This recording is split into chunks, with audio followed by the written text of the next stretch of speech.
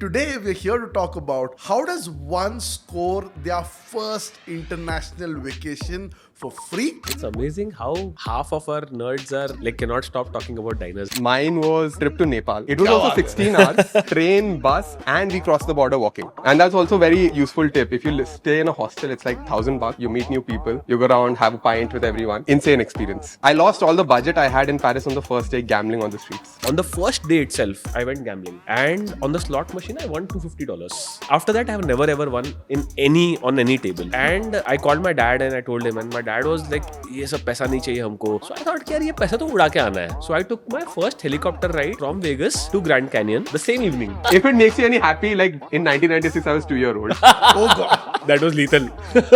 An integral part which is least spoken about is going to a duty-free shop. When you go for the first time, you're like, "अरे इतने सारे chocolates," you get overwhelmed. Also, solo travel is trending these days, right? It's crazy. I for one cannot do solo travel. It's just not me, I've realized. But a lot of my friends do it. I was like, भाई कैसे कर लेते हो? लेकिन आजकल trending है, so yeah, absolutely. So there you go. Dhimant is again. I'm in you the team just solo. did Vietnam completely solo. You need to have a plan if you go to Dubai because there's so many things to do. If you go there day one and think I will figure it out, 2-3 दिन तो उसी में चले जाएंगे. But talking of coming back from Dubai and packing stuff, the Dubai chocolate, overrated or good? Oh, Go back into Singapore food. A lot of people will tell you food is expensive. Yeah. It does not need to be expensive. The food is cheap and that is a place where you're going to get the tastier and more authentic food anyway. if you're craving your South Indian food 3-4 दिन के बाद, I was made fun of in the Hong Kong episode when I said Savannah Bhavan by the same gentleman here. Yeah. The point is, if you're expecting a Bangalore kind of dosa, नहीं मिलेगा वहाँ पे. Do not go to Sentosa beach. It's a scam. It's a big scam. You can actually fly to Vietnam at the same cost that you fly to Singapore.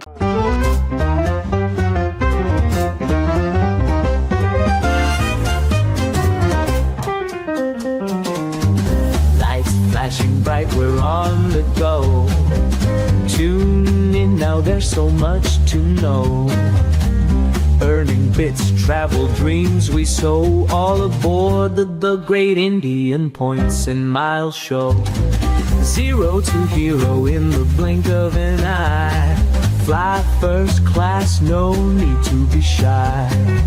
Redemption sweet, touching the sky. Award seats booked, let's give it a try. Award seats booked, let the points flow. It's all aboard the great Indian Points and Miles show. Unlocking journeys wherever you go. The sky's the limit, feel the travel mojo.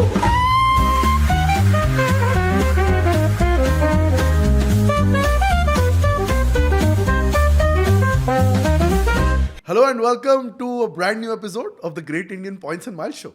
Today we're here to talk about a very exciting topic. For a lot of us, wherever we are across the world, one of the most joyous experiences in our life is our first international vacation. And today we're here to talk about how does one score their first international vacation for free using credit card points. We've got 3 experts here on the Great Indian Points and Miles Show to unbox this and bring this magic to life. Dhimant and Ameya, my co-founders, welcome. Thank you for doing this on yet another weekend. Awesome. Thank you so much, Aadil. Thank you. And we've got a very special guest this time around. We've got Srijan. Srijan is someone that one of us has known for quite a while. And then he introduced him to Ameya and me. And we've been interacting for some time now. Srijan's story is he went to IIT Kanpur, got out of there, interned at Microsoft, interned at a couple of other very cool startups, ran his startup number 1, and now he's running his startup number 2, which is a blockchain platform. So Srijan, welcome to the show. Tell us a little bit about what you're doing, and then tell us also which was your first credit card. First what I'm doing. So I'm the CTO and co-founder of Fuse. It's a regulated crypto company out of UAE. We do stablecoin infrastructure, so helping banks and fintech in UAE start adopting crypto into the infrastructure stack. My first card was actually the Diners Club app. This was in 2016, right out of college. I was lucky enough that I have a good HDFC RM. He was okay to give me a Diners lag, and I think that was a heyday. 33% on almost every spend that you can do. I remember the first 3 years, I didn't pay a penny for any flight in India. Like everything was on points. It's amazing how like half of our nerds are like cannot stop talking about diners, right? That good. Yeah, I mean diners and the equivalent of that on airlines would be Jet Airways. Like everybody keeps talking about these two places a lot, right? So awesome. For sure. Also, he touched something very important. A good RM is worth their weight in gold. So if you find that person, give up the bank if needed. Never give up on the person. Wherever he goes, right, double click on that person. I have the same RM for now 10 years. He's still the same guy. Got me the Infinia recently, I think like 4 years back. Because I just told that it was after the devaluation of DKB and I thought time to move on to Infinia. And he immediately got me. No frills, just applied and got the card. I see Adil, I think if you put everything together ना थोड़ा सा philosophical अगर एक statement में डालना हो सब कुछ like a good RM is a myth. If that person has helped you and get the card, he's just a good human being. Like in general, my experience has been a good RM is a myth, right? Philosophy पे और एक You also don't like HDFC anyways. People are noticed. So Zakir Khan, who's a legend now these days on social media, he said something very powerful that resonated with me. He talked about work and he said, in the world of work, काम 19 चलेगा, आदमी 20 चाहिए. सही. So and बिल्कुल. that I think is perfect, right? I mean, mediocre लोग रोज मिल जाएंगे, but you need amazing people. The person, and that's yeah. where if you get like a great RM, I'm saying worth their weight in gold, build that relationship, lock onto that relationship, and that can unlock magic in our world, particularly in points and miles. ये सुदीप ने भी उस दिन बोला था कोई तो क्या आरएम मैं समझने का ट्राई कर रहा हूँ वेरी लाइटर नोट क्या उनको ड्राई फ्रूट्स भेजना पड़ेगा क्या दिवाली पे आरएम को अभी आरएम से कैसे बात करते ना ये तुमने सिखाया मेरे को ठीक है so my Emerald private metal story is thanks to you. So let's not get into there. तुम्हारा humble card play मत करो भी. But let's get started. So I want to start off with, we all, have done our first international vacation using points and miles. So for the people who are tuned in and they're watching this episode, I want to start by asking each one of you a question. Which was your first international trip? And then which was your first international trip with points and miles? Let's talk a little bit about that, and then we can get deeper into this segment. So perhaps, Ameya, let's start with you. Sure. My first international trip was a work trip. It was about, I guess, 2015, San Francisco. So essentially Emirates, Dubai, and then to San Francisco. A380 back in 2015, A380 was like newly launched and it set a benchmark. And yeah, after that, everything else feels like, yeah, it's okay. And that was a work trip, of course. So like, yeah, a little bit of going around, but largely work. First trip entirely on points and miles, I think it was Singapore. And I believe it was Diners points, Itinerary points. I don't even know what I had in that point. And Accor. It was Accor. Yeah. Ameya, starting off, it's like one of those, who is this? Sanju Samson. Facing his first ball in international cricket, comes down the track and tonks it for 6. पहले ball पे छक्का like जाएंगे तो Emirates जाएंगे swag A380 and making the most of the good life. Yeah, man. And again, I think at that point of time, I mean, it was a new plane, right? And then you're like super excited about it. Not too many routes in India flying that. Yeah. And then like while you're entering from the aero bridge, I think just that feeling itself was awesome. You go, you look at the double decker and you look at the bar and things and yeah. You see that queue manager, no? The red color rope on the queue manager along with those 2 silver poles. Like, boss, yaar. And the steps that are going upwards. It's so bloody iconic. Yeah. And I mean, it was a long flight. So, I mean, that also helps. Yeah. 4 plus 16, so 20. Oh, yeah. In total. Yeah. Awesome. Let's come to you, Srijan. What was your first international vacation? And then your first international vacation or trip using points and miles? So I think mine is the completely opposite of Ameya. Mine was a trip to Nepal. It was also 16 hours. 16 hours, but it was train, bus, and we crossed the border walking. Yeah. And this is literally 14 kids from college. Cross the border walking? Yeah, you have to cross the border walking in Nepal from Gorakhpur. Oh, really? Yeah. It is like 14 kids. Budget was 14,000. I still remember everything. We went to the mountains. We did like bungee jumping. And it's insane that what you can do in 14,000 in some of this. Nepal में bungee jumping है क्या? Huh? Last resort. Unbelievable. It's one of the best bungee jumps probably in the Indian subcontinent. Wow. Did you also plan to like well, obviously you're too young then, but did you also have some thoughts of going to Everest, saying कि देखना है, जाना है, चढ़ने का कोशिश करना है, like हम बेस कैंप तक गए थे, लेकिन हाँ. इतना ही औकात था कि मैं बेस कैंप से आ पाए. एवरेस्ट तक we couldn't, we saw it from a distance like this is enough. क्योंकि बेस कैंप चढ़ते वही आधे लोग ना थक गए थे. And then you had to take these like horses to go up because some people said we'll sit down over here, we cannot walk. I have a confession to make. Yeah, like I mean, from the time I've seen some of these movies and places where they show Nepal and Everest and all, I've always been tempted to go there. But for some reason, the same movies also show कि वहाँ पे बहुत ही like activities होती है. तो like my wife has been generally been very afraid saying कि यार जाना है क्या नेपाल, वहाँ पे पता नहीं क्या क्या होता है. मैंने बोला यार like जाना तो है, like it's a Nepal is good story. beautiful. Yeah, it's like looks amazing. And it is one of the most difficult airports to land in because it's not a direct Correct. run. Yes. So you follow the step approach, right? When you're So not all pilots can actually fly. That's why we took the walking. So you flew from here to No, we walked. no from where did you fly from? So we were going from Kanpur. So we took a train to Gorakhpur. Then there's a bus. Then you walk the border. And then again from there we took another bus. Awesome. brilliant. And what was your first international trip or vacation using points and miles? So the first international on points and miles was Paris. That also has an insane story. What I did over there was the flights were completely paid through miles on Emirates. Yeah. But I did a different thing. I didn't stay in a hotel. I stayed in a hostel because I was young. So I thought, chalo, let's do backpacking. Yeah. And that's also it's a very useful tip. If you stay in a hostel, it's like $1,000. You meet new people. You go around, have a pint with everyone. Yeah. Insane experience. Nice. I lost all the budget I had in Paris on the first day gambling on the streets. Then I was On eating the streets? On the streets. कौन सा वो dice वाला ball Yeah, वाला? exactly. हाँ, that's- फिर again gullible, सोचा कि मैं जीत सकता हूँ. Odds ही 30% है. हाँ. You can never win that. House always wins. Yeah, house always wins. Eventually ate a crepe with sugar almost for breakfast, lunch and dinner the entire week.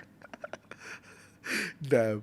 That sounds fun though, like a trip. I mean, if you've lost most of your budget on day one, and then like, अच्छा France आया हूँ, and then Paris में हूँ, and then I want to do these 20 things. How do you kind of solve for that for the rest of the trip, right? So that must be a wild story.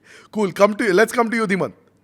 Yeah, so the thing is that growing up, my parents and used to travel a lot. So they always took me to local destinations. So like I have covered the entire South India, right? So for me, one of the things that always ran in my mind is कि now that I've seen a large part of India, like I want to travel international. मेरे mind में था, but somehow वो click ही नहीं हो रहा था. And for a long period of time, I was getting frustrated in my head because I always felt like a traveler inside me, right? So one fine day, I joined a new company, Dell, which we like both have been part of, and completely unexpected, right? I go to the office in the morning, I see an email saying कि okay, we are going to Las Vegas.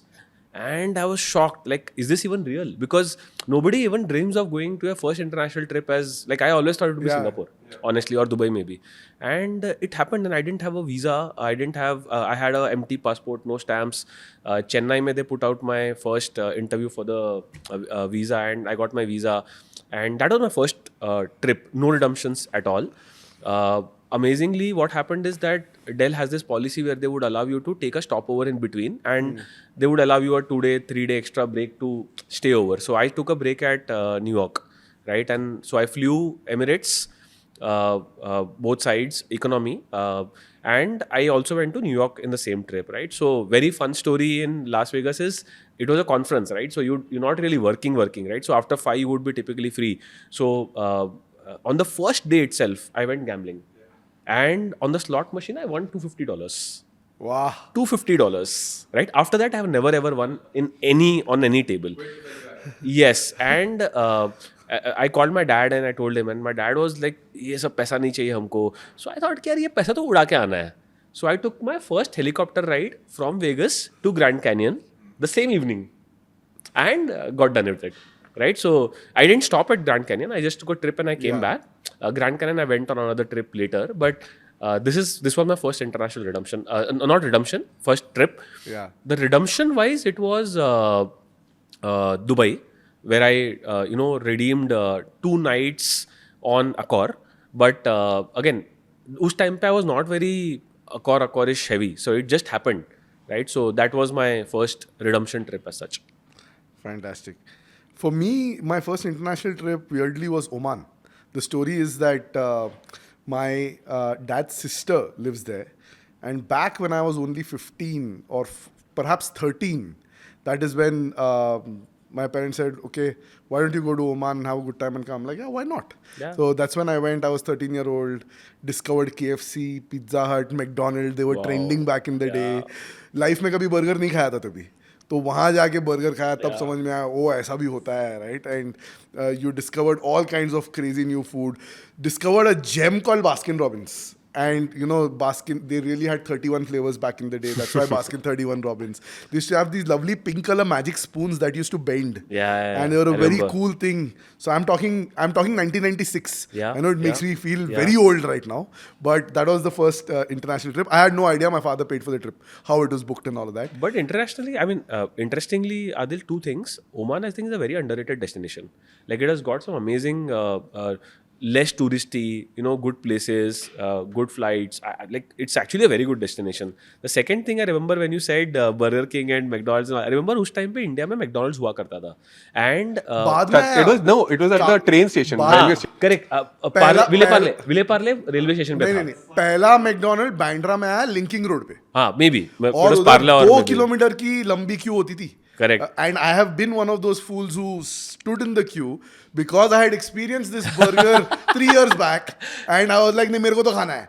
And McDonald's used to have this amazing filet of fish burger. Correct. Right, which used to be amazing. Now they don't have it anymore on the menu. I don't know why, but it used to be really, Yeah, really good. filet of fish. But the interestingly, my sister is from Oman, right? So she used to come in India and she was like, she used this upon McDonald's. She's like, Burger King अरे is हाँ, better. तुम ध्वनि की बात कर रहे हो, right? हाँ, Exactly.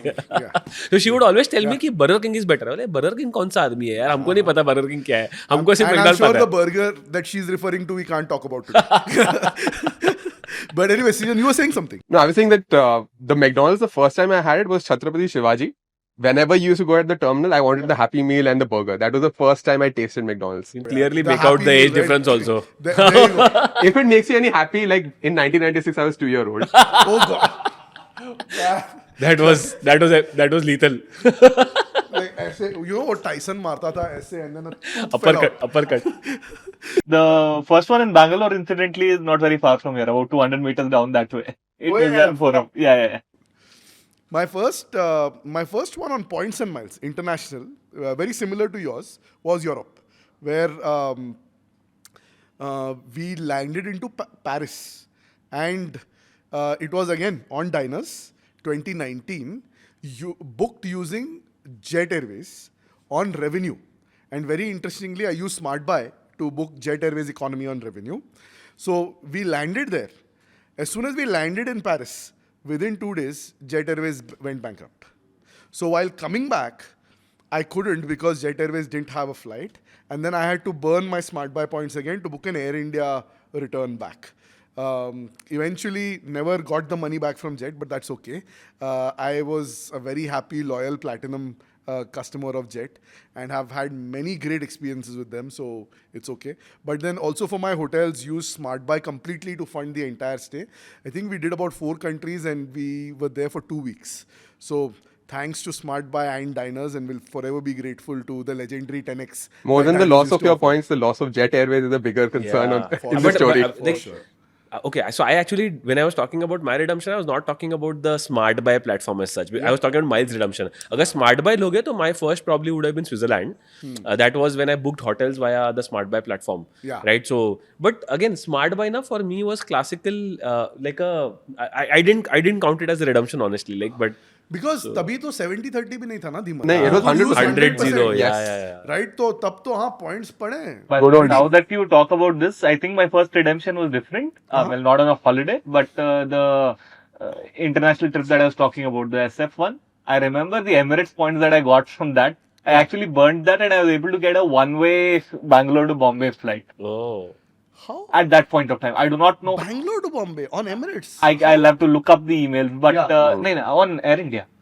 They had some partnership. I don't know what it was, but I remember where So Emirates had a partnership with Air India, it looks like. and using those Emirates points, you got a Bangalore Bombay. Clueless, man. I was Yeah. like, I've got flights worth of one return flight. I call them up. I'm like, okay, what can I do with it? You can book one flight.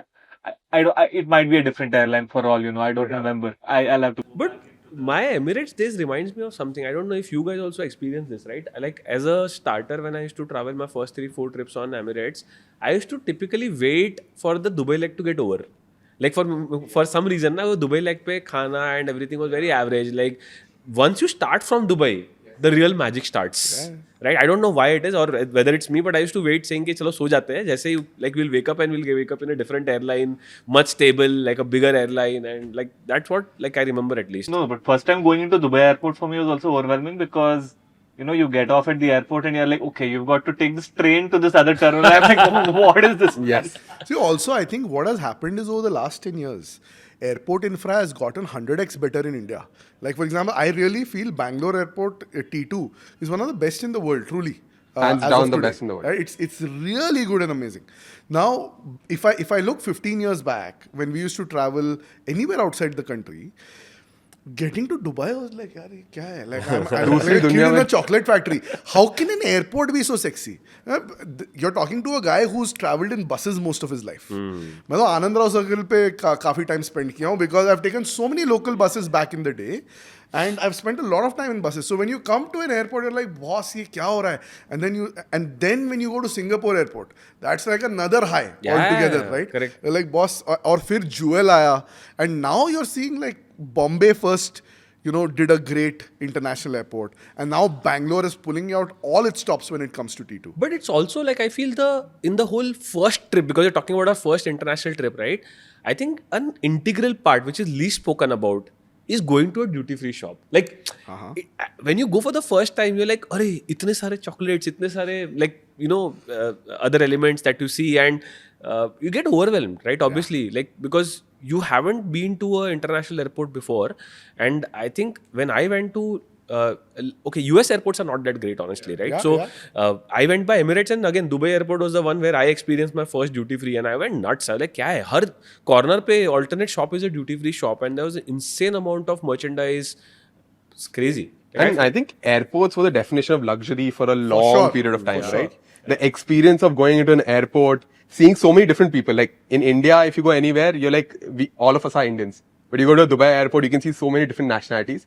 So just the sensory overload of going into that airport is a completely different feel. Yeah, but see, I want to put it down there, Aadil, right? Before we start the next section, is that I feel, and again, this is my personal view on this, that you have to be grateful if you got a chance to experience an international trip, right? It's 100%. a very rare thing. Even today, if you look at it, very few people get this chance, right? So if you have got this chance, like, be thankful. And if you're not, aim for it, go for it and see how it feels. Like, it's an amazing experience. For sure. With that, chalo shuru karte hain. Let's get into now specifics. So we all talked about our fond memories. We talked about our first redemptions. Now let's say if someone wants to do their first international vacation from India using points and miles, what are destinations that you think they can potentially go to? Let's talk about that. I would suggest let's pick one destination each and then let's deep dive. Sure. So we'll pick one of each of us and then you talk about that particular destination and then let's deep dive completely into that destination. So you start about, let's say hypothetically, if one of us is going to say Singapore, then why Singapore? What excites you about Singapore? Why it makes sense for Indians? What are potential flight options? What are potential hotel options? What credit cards do you need? What kinds of points transfers will you make? Or will you potentially just use something like a smart buy? Sure. And let's discuss the entire ecosystem. And then if one of us has to contribute to that discussion, saying that we could do these alternatives to the same discussion, let's round that out. And then we'll move to destination number 2 and then we'll do destination number 3. I think the goal for this should be to cover 4 to 5 destinations today. Let's do that, and do complete deep dives. Yeah, but Adil, एक चीज करते हैं. Like before we get into the destinations, I think we should define probably a little bit of how do you define like a good first trip? Right? Sure. What are the 3-4 criteria that you should look for when you say, because it's impossible to find out those 4 or 5 places in shortlist. Obviously, we're going to help you. But mere mind mein, there are 3-4 things which I always look for, at least when I started my career, right? One is obviously that the place has to be budget friendly. Mm-hmm. Like I don't want to start off my first trip on spending 6 lakhs. Like, it's insane, right? So that's one. Second is with respect to flights, good connectivity on flights, right? Because it's the first time you're going, you get likely to be overwhelmed by flights, right? If there is a direct flight possible, I would prefer that, or easy connectivity, right? That's second. A third thing I feel is ease of visa application, right? For example, imagine your Schengen being your first visa application. You're going to go nuts, right? So try to optimize for a vacation where you can apply for a visa easily. Is there a visa on arrival or an e-visa? Like for example, a Thailand or a place where you can apply and get it online right away, 3-4 days, minimum criteria of getting the visa, right? And last and foremost, I would say good hotels available there. Like if these are 3-4 ingredients, if you can see, then you're basically saying, okay, I'm going to make my family happy, or my first trip is going to be likely a success. Yeah. Just putting it out there so that you can shortlist them better. Yeah, I think all great points. Anything you all want to add, Ameya and Srijan? I want to definitely zero in on the visa point, right? I think there are so many variables in here. I think get the visa out of the way. If it's a country that has either a visa-free travel from India or a visa that's easy to get, perhaps an e-visa or a smooth process, I think that makes a big difference. It takes a lot of hassle out. I mean, obviously, what you can also do is you can just get hold of an agent and go through that. But I'm assuming we are all talking here with respect to saying you're booking things by yourself. How do you go about it? And a cheap visa. Like sometimes even a cheap visa. Like because a lot of countries have very expensive visas. Like you don't want to necessarily spend that much, right? So, Yeah. I think one angle I can say is what's your persona, right? Either you could be a family traveler, you're traveling with family, or second, you could be young, wild, and hungry. So you can just do like a backpacking Very trip, good point, yeah. which is very underrated. But if you're under 35, doing a backpacking trip in a lot of places like Southeast Asia, Europe is amazing. Like you can Yeah. live in hostels, enjoy the culture. And I think we'll talk more about it. Also, solo travel is trending these days, right? It's crazy. I, for one, cannot do solo travel. It's just not me, I've realized. But a lot of my friends do it. I was like, bhai, kaise kar lete ho? Lekin aajkal trending hai. So, yeah, Hashtag solo. absolutely. So there you go. Dhimant is again. I'm in you the team just solo. did Vietnam completely solo. मैं वो पागल हो जाता भाई मेरे से होता ही नहीं. But Yeah. See, in fact, I would say कि when I cover destinations, I would like to cover one family and one solo, because you're going to have both kinds of people on the show, right? So while Dhimant spoke about the practical stuff and a checklist of what's important from a reality check perspective before you plan your first international vacation, I would say सिर्फ दिमाग की मत सुनो, कभी कभी दिल की भी सुनो. Agreed. Like for example, a lot of times, right, you might see that these are 3 or 4 places that are easy to do.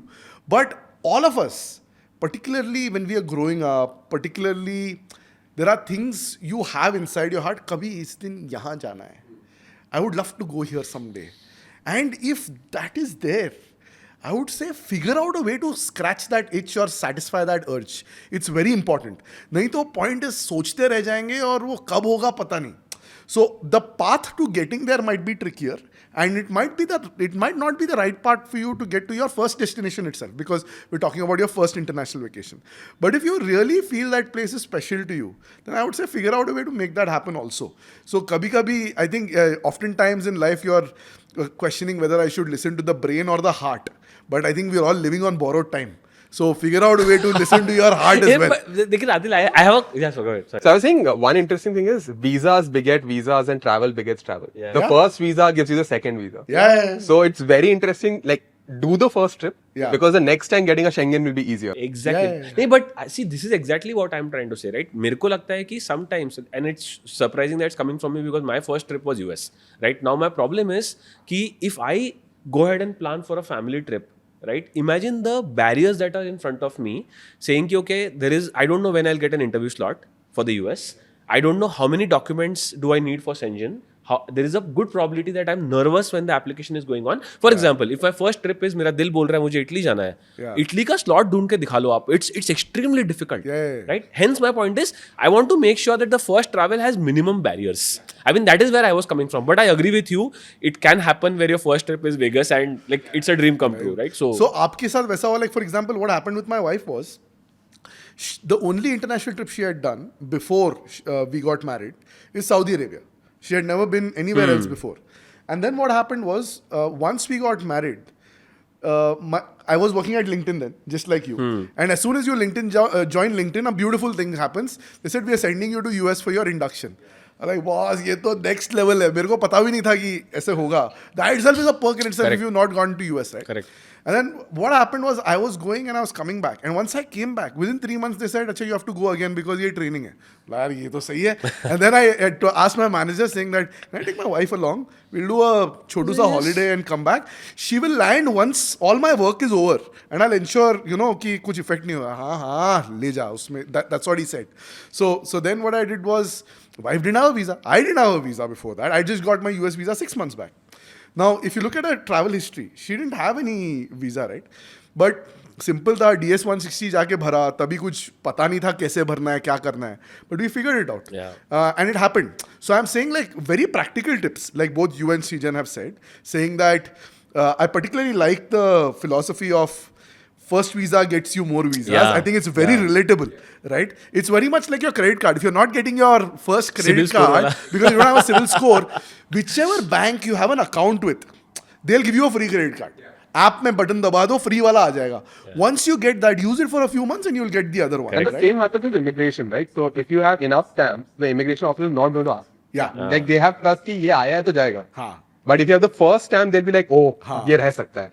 उसके लिए we were just discussing, right? The best hack is sign up for FTTI. You sign up for FTTI, you can now use e-gates at major metros in the country, and it's a seamless like 30-second process. Scan your boarding pass, scan your passport, out you go through the gates, in you come. It's unbelievable. It makes it a little less travel-y. Like it doesn't feel no longer that you're actually traveling to some place. It deprives some joy though. Yeah. No, नहीं, but if you think such about बता, it, नहीं but सच बता ना तुम like when you're passing through the FT, the using that immigration, and the first feeling that comes to mind is कि अब मैं like I feel like a developed country, like it doesn't, I don't have to stand in a line. क्योंकि Like, पहले ना जब तुम Singapore जाते थे, you would see all the jealous. Singapore citizens using this, और हम जाके कतार में खड़ते थे. लेकिन अभी क्या हो रहा है कि even we can use the e-gates in Singapore, right? But the fact that we have it in India, I think is a matter of pride. Like it's unbelievable कि if they ये fix हो a रहा है. few If things, you look at the people who go through the queues, right? Yeah. Everyone will have their head up like. और हम लोग गरीब लोग ऐसे ऐसे झुक के जा रहे हैं. नहीं, but see, I just feel that the government, if they fix a few things quickly, this is going to be a massive game changer. Kids, for example, one is a challenge right now. I don't know how they are going to do it. Plus, make the registration process a little easier. ये kids का they are allowing now for FTTI. Oh, awesome! Kids has been enabled for FTTI. Awesome. And use the same Digi Yatra tech. I think Digi Yatra tech is amazing. It's incredible. Yeah, and if they can just use it there, then it is seamless. I think then we are. Like पहले तुम सोचो ना जाते थे, like you would come to Bangalore airport and then you'd have to wait in line for the security to look at your passport.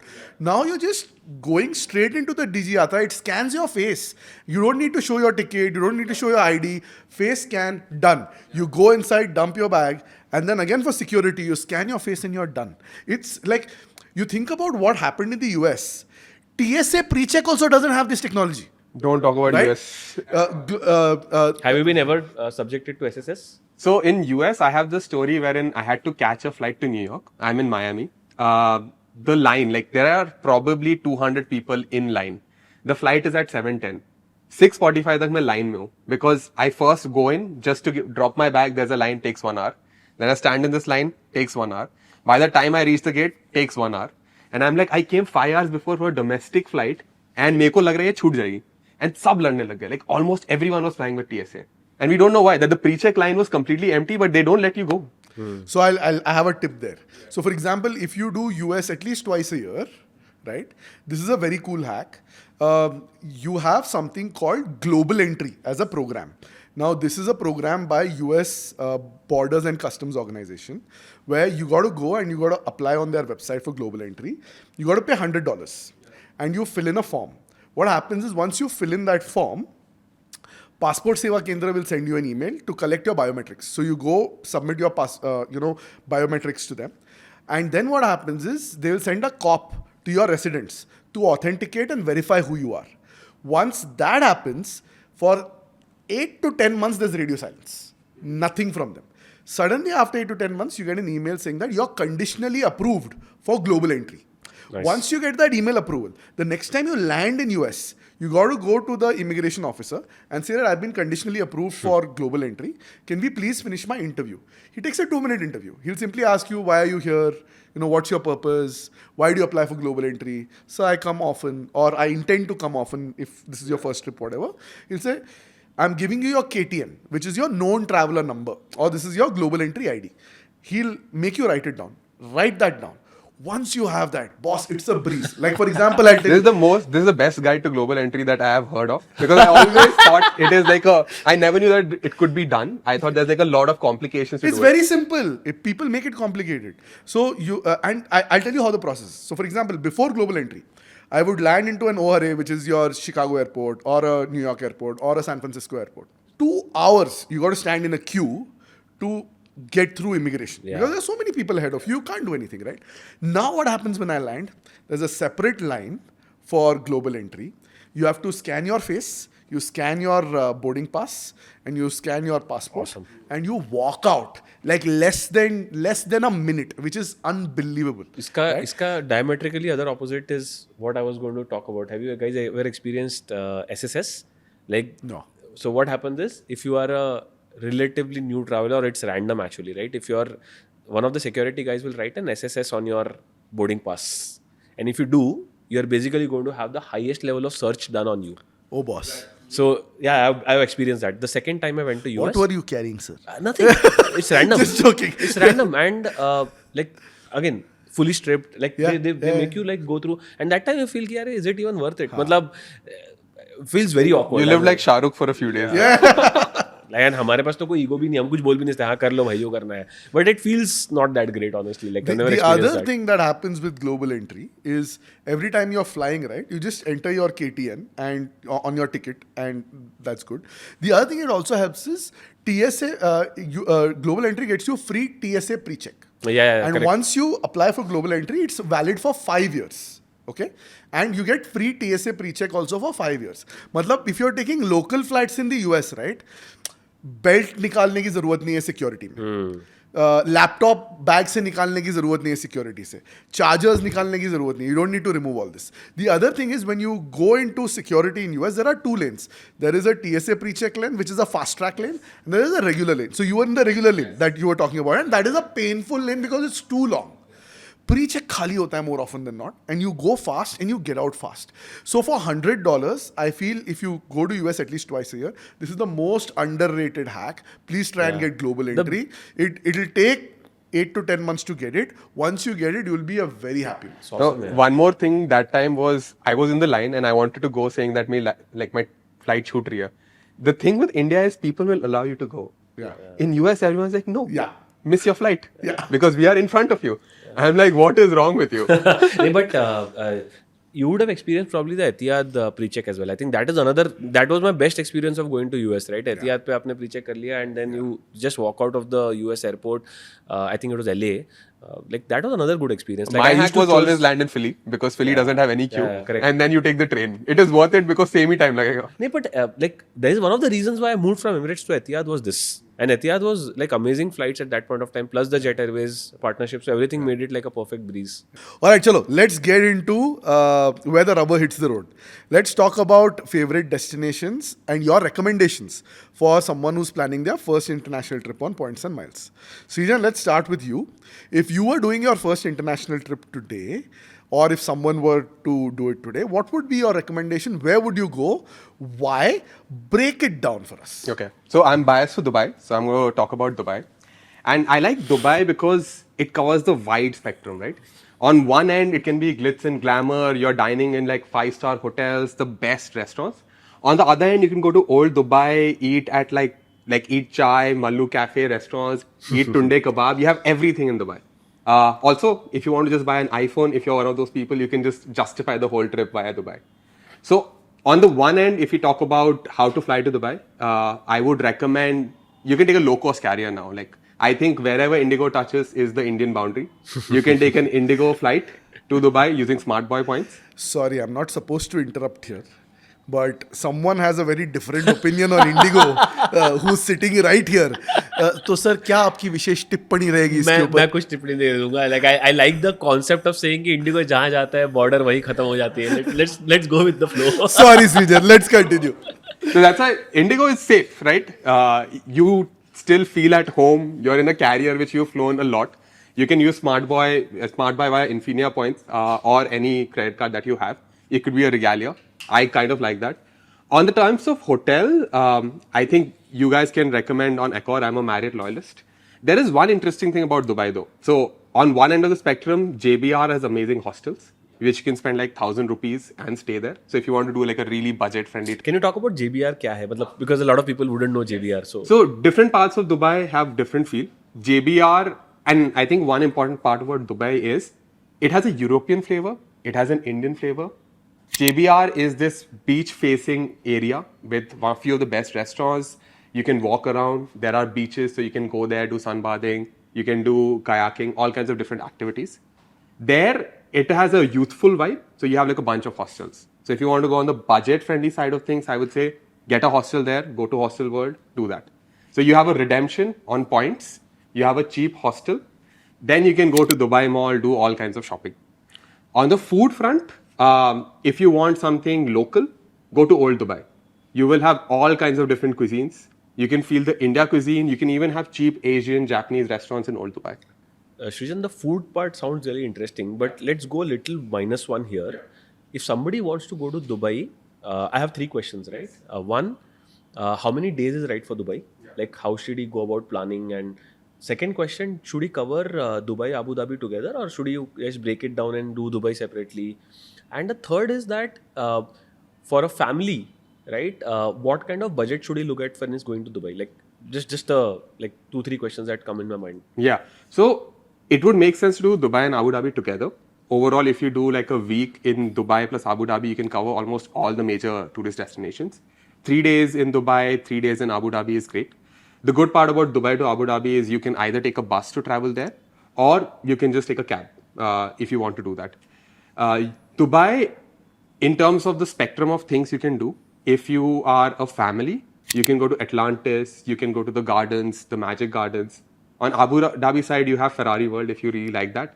Yas Island has some really great cruises as well. You can just go to Yas Island, drive around in a F1 car if that interests you.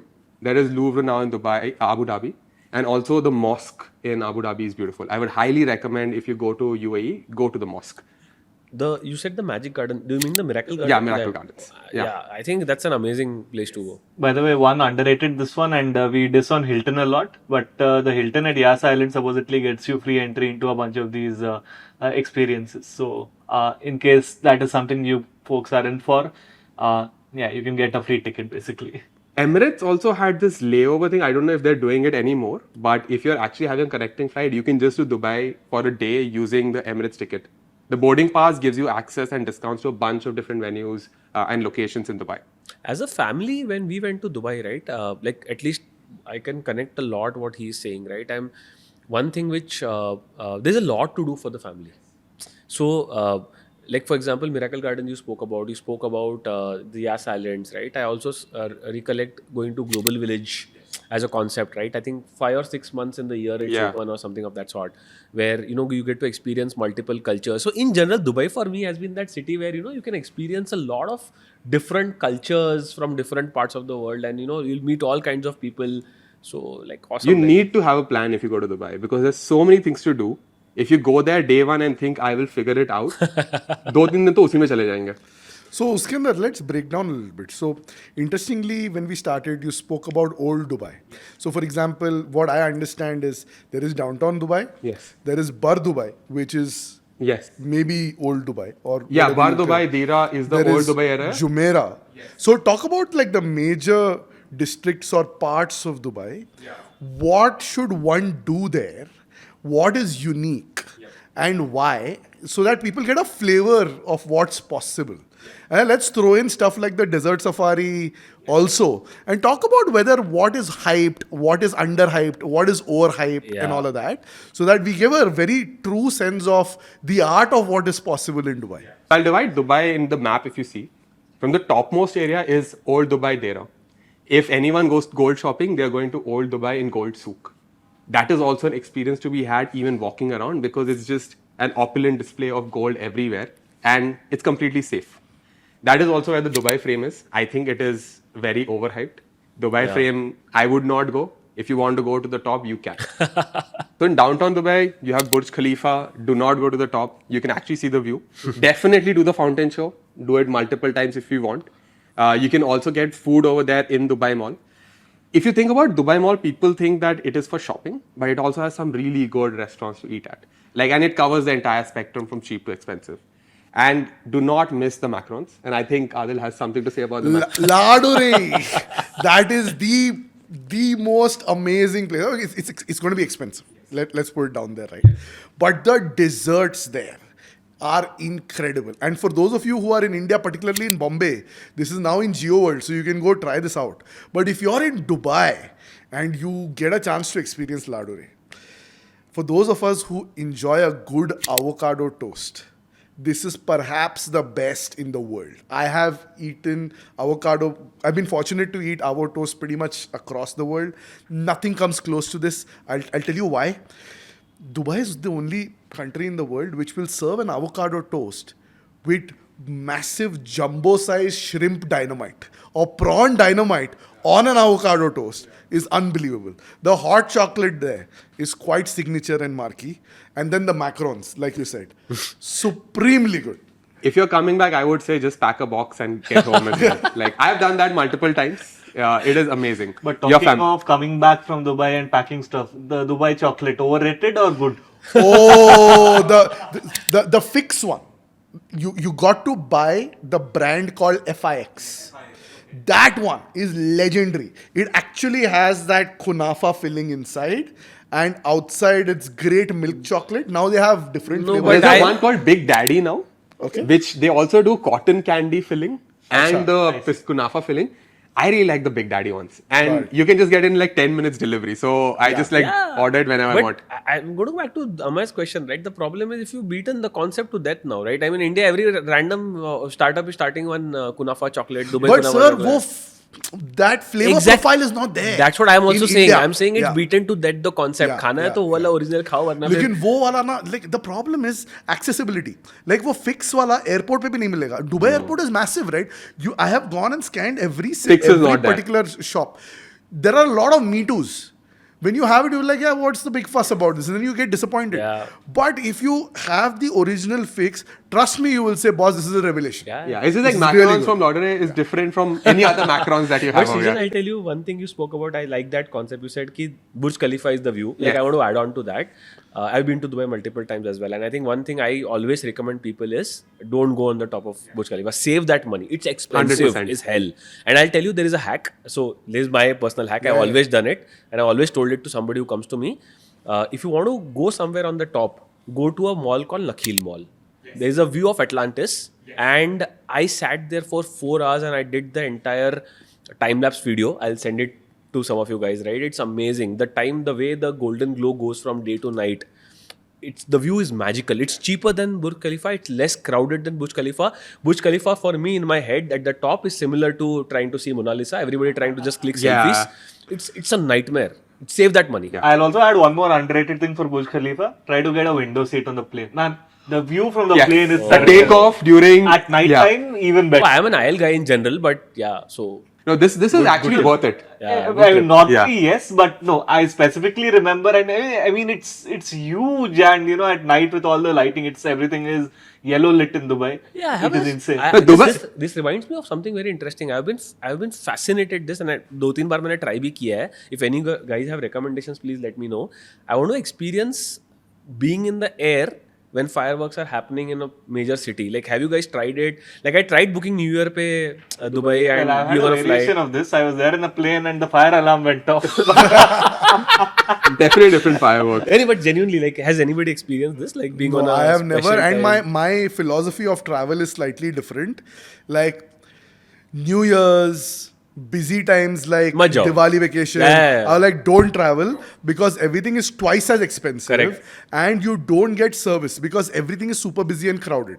I prefer to go, like for example, people will beat me to death about this, but I love going to Goa in June. I will go there simply because then nobody comes. It's the rainy Yeah, season. I love that. But the service that I get is impeccable. You normally get upgraded because of your loyalty, and rooms are available, and you get top quality service. But So, somebody is one more- definitely in the comments is going to leave something on this line. So that's why I specifically asked this question. कोई तो किया होगा experience से. I'm sure there'll be people like that. The hack of not traveling to do vacations is you're one on support, so there's no work. Yeah. So it's like literally light support. Yeah. And then Exactly. everyone is grateful because you did not go during the Yeah, vacation. yeah. Oh, classic example is Italy, right? I was talking about it in the episode. You look at the summer videos of Italy, it's insane. Like the same place can be like लोग बोलेंगे कि अरे धीमन ने बोला था ये place amazing है lake कोमो वाली, लेकिन मैं गया तो वहाँ पे सिर्फ लोग ही लोग थे. I think it's extremely important to figure out when to go. Unfortunately मुझे लगता नहीं दुबई में वो काम करता है because Dubai is Oh, I was coming to that. all the time. So I was coming to that, right? So now we've spoken about downtown. Now you go to the south of Dubai, and that is where you have the Palm, you have JBR, you have Marina. The good thing about Dubai, by the way, on the fireworks, now in Marina there is always a drone show. Oh. So you go there, you can actually see the drone show, which is amazing. So they do like different kinds When of do things. they do it? Where do they do it? This is Dubai Marina. If you're just walking around Yeah. near the Palm, etc., you should be able to see it In the evenings. In the evenings, right? And you can just rent it. People now rent their own drone show. So on the Palm, Nakheel is definitely a place to go, and you need to see Dubai at night. Yeah. Dubai at night is a spectacle which is uncomparable. Every building has lights.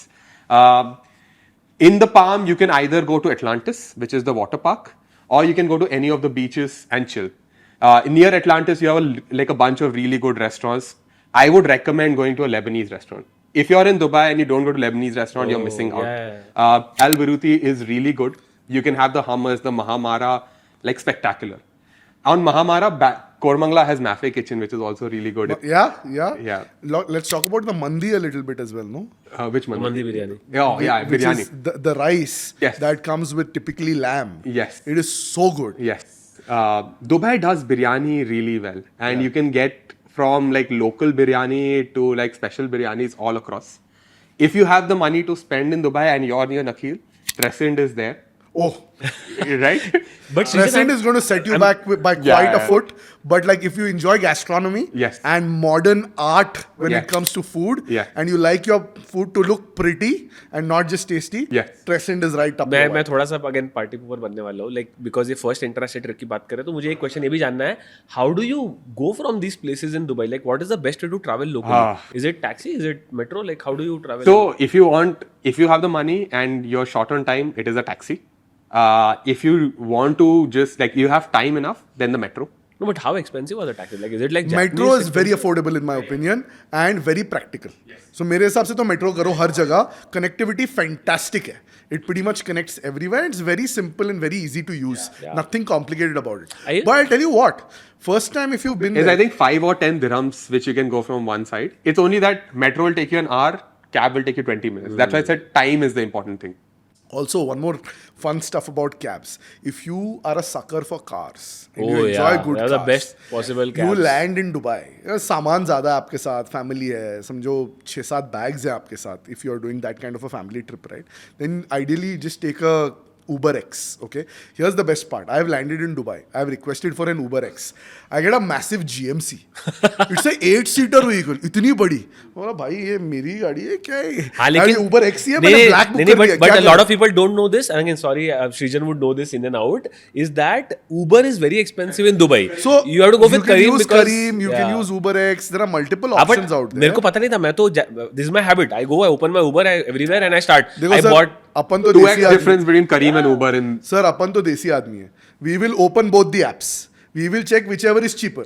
We will book accordingly. Sir, पहली trip की This बात हो रही है happens. ना. हाँ, I'm just saying. हाँ. Like even like if I go to Singapore, I'm going to open Gojek. I'm going to open Grab. I will see both the rates. Whichever is cheap, I'll book that.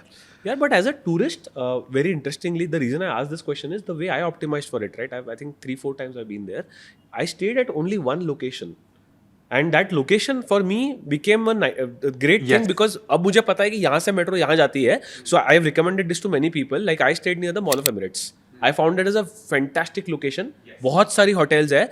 वो complex में ही एक Accor की hotel भी है, if I'm not mistaken. And for me, once you stay close to a metro station, then by default metro becomes your primary source of Yes. travel. Yes. I think the recommendation is get something near a metro. It is a little more time taking. You want to avoid peak hours, but otherwise you can go there. So don't try to travel between 5 to 8 in the evening and in the morning 8 to 11. Which other locations are good to stay? Like start if you're a tourist and So if you want to experience, so again, Dubai, you can either stay near Business Bay because then you go to Burj Khalifa, Dubai Mall, Dubai Frame and Old Dubai. Again, Dubai is huge. Like the whole thing, I think is 50 kilometers from just Burj Khalifa to Palm. If you're staying near the Palm, I think it's a very good place to stay. Is the Sheraton Mall of Emirates is one of the hotels yeah. there. From there, you can have a very beautiful view of Burj Al Arab, and you can go to the Palm easily. JBR has a bunch of like hotels. You can also stay in JBR, which is very near to the Palm. And from there, you can take the tram. The good thing about JBR is you have the tram. The tram connects to the metro, and you can go anywhere you want. You can decide to just stay there for like a lot of people just go stay in JBR for 3-4 days because every day they go to the beach, they do one activity, go to a restaurant, go to the Palm. That is enough time that you can spend if you want to just chill. If you're not the hectic kind of traveler and the relaxed kind of traveler, you can do that. I had a fascination of staying in the address at there's a hotel, right? Where you can actually what's the place that So there are 3 addresses, I think. One is in downtown, which is next to the Burj Khalifa. One is that address. the one near the beach, the one next to the beach. Yes, there's another address near JBR only. Yeah. There's a W also which overlooks. So you have all the rest. The other recommendation of Dubai is if you don't mind the heat, you can go in the summer. The same Atlantis can be, which probably is like 3,000 dirhams, can be 300 dirhams. Wow. So if you look out for those deals, and you are in an AC, like Dubai is not a problem because it's completely air conditioned. I'm assuming this is between May and September, right? April and September maybe, yeah. So right now, if you go June, July, September, the city is June, July, August, the city is completely empty. All the hotels will give you cheap deals. 300 for Atlantis is amazing. I think last year I checked that, it was like 320 dirhams for staying in Atlantis. Nice. वो smart bye से use कर लो 30% तो मतलब 100 भर के चले जाओ and then ऐश करो बट EPM भी यूज कर सकते हो अब तो. Yes. वो मेरा आना बाकी है EPM में अभी 36x 36% not हाँ, X 36%, आप sorry. X बोल रहे हो सर हार्ट अटैक आ जाएगा but 36% but let's round this up right let's round up Dubai. Let's talk about flights. So you said Indigo. What is a typical return fare from India? Let's say Bangalore, Delhi, Bombay. Typically? So the Bangalore, because this is the corridor I use, Bangalore to Dubai, usually you can get from 20 to 25,000 on Indigo. return on Indigo, and Emirates is 36,000 return. Acha. So I think there are 2 classes of people here, and advice for 2 kinds of people. If you've traveled Indigo enough number of times and you want to experience what one of the world's best airlines looks like and how it can elevate your experience to a whole new level, and if you can take the A380, which is I think the EK 565 or 566. Yeah, 566. None of the day Bangalore flights, try the at night 4:45 flights. in the night. Yeah. Don't take the 10:30 p.m. Don't take the 8:30 p.m. Take the 4:45 a.m. That's the A380. And the 8:10 at night. Yeah. So if you take that from Bangalore, I think you will really, really, really enjoy that flight. If you have Smart Buy points or if you have money in iShop, I think it's worth it paying that 5, 6K, 7K, 8K, whatever it is extra on Emirates because you will experience something that you have never experienced. But if this is your first time and you want to keep it slightly more no frills, go for Indigo. 4 घंटे की flight है. It doesn't make that much of a difference. I'm keeping my biases aside, right? Because you jokingly called out for the airline that he was speaking about, Yeah. right? Now, here is what I feel, right? So for me, I want to first keep my international destinations and travel a little elevated from my domestic travel, Yeah. number 1. Yeah. Number 2, for example, for me and my daughter, Yeah. the experience of watching a movie inside that 3-hour flight Yes. Yeah. together Yes. is super fun. And eating great food. And in Exactly. A380, it is a very good screen size, which is not that Indigo. For me, that's the reason I obviously you can save money. So if you are on a tight budget, बिंदास Indigo book करो. या summer में चले जाओ क्योंकि उसमें तो emirate भी सस्ता होगा. करेक्ट बट अगेन मेरा पॉइंट ऑफ व्यू है कि I would prefer taking a non budget airline at least for my first international trip because it gives you a true flavor of what an international trip can look like. Also for kids, let's double click on that. If you're flying Emirates, for kids, they do two things very well. As soon as you board, and They'll the give you a flight is toy. not even taken out, they'll come and they'll give a bag of toys to the Yes. kid. So your child is going to be extremely happy. Like, ye kya ho gaya? Because they're not expecting it, first thing. Second, once you take off, right, as soon as you take off, even before they start serving the meals, they come with a Polaroid Polaroid. camera on Emirates. They click a picture on the Yes. Polaroid and immediately give you the picture. Now, kids are going to be over the moon. They're going to show you. You take pictures on your phone and all of that. This is a printout in your hand. So I think these are memories that you kind of create for life. But if you're somebody जिसको जाके 3 दिन मस्ती मारना है Atlantis में, or like if that's your kind, हाँ, मतलब and you just want to bachelor reach हो there, टाइप्स हाँ, तो फिर ये अलग है. you just want to reach there, हाँ. then it's okay to go by an Indigo is what I feel. Yeah, your persona is very important on how you want to fly, right? Yeah. If you want to fly with luxury, you can take Emirates. You want to fly a little backpacking, you can take Indigo. Over there, you want to stay in luxury, go in summer, 320 or whatever the cost of Atlantis is, stay there. Or if you want to just chill, you can stay in a hostel in JBR, go to the beaches. Dubai offers everything. Yeah, I think all in all, I feel Dubai is a great first destination if you want to try a trip. And for our friends who are sitting on a ton of Accor points, Accor has an amazing ecosystem in Dubai. So absolutely feel free to use it. So with that, let's wrap up Dubai. Okay. Let's come to you, Ameya. Your recommendation for if you were doing your first international trip on points and miles. Sure. I think the one that I will say is pick up Singapore. There's a few reasons. I think getting a visa is reasonably easy. It'll take you 4-5 days. You go through an agent or something, but that's fine.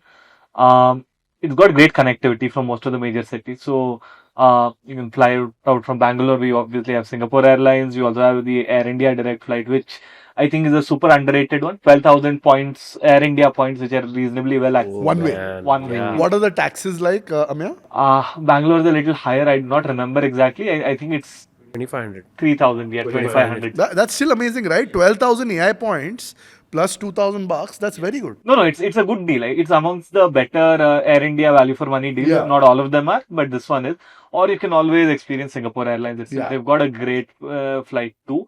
We've talked about it enough in our. Especially with Singapore spontaneous escapes.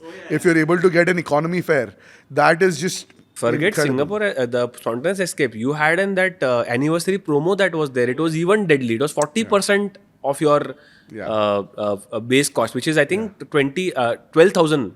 Yeah. Came up to similar for a much better flight. If you're not able to get award seats, I believe Indigo also flies. I know for sure from Bangalore, but also from a bunch of cities. So like yeah, Bangalore, Chennai, Bombay, Delhi, I think big cities, you should be able to get a flight into Singapore.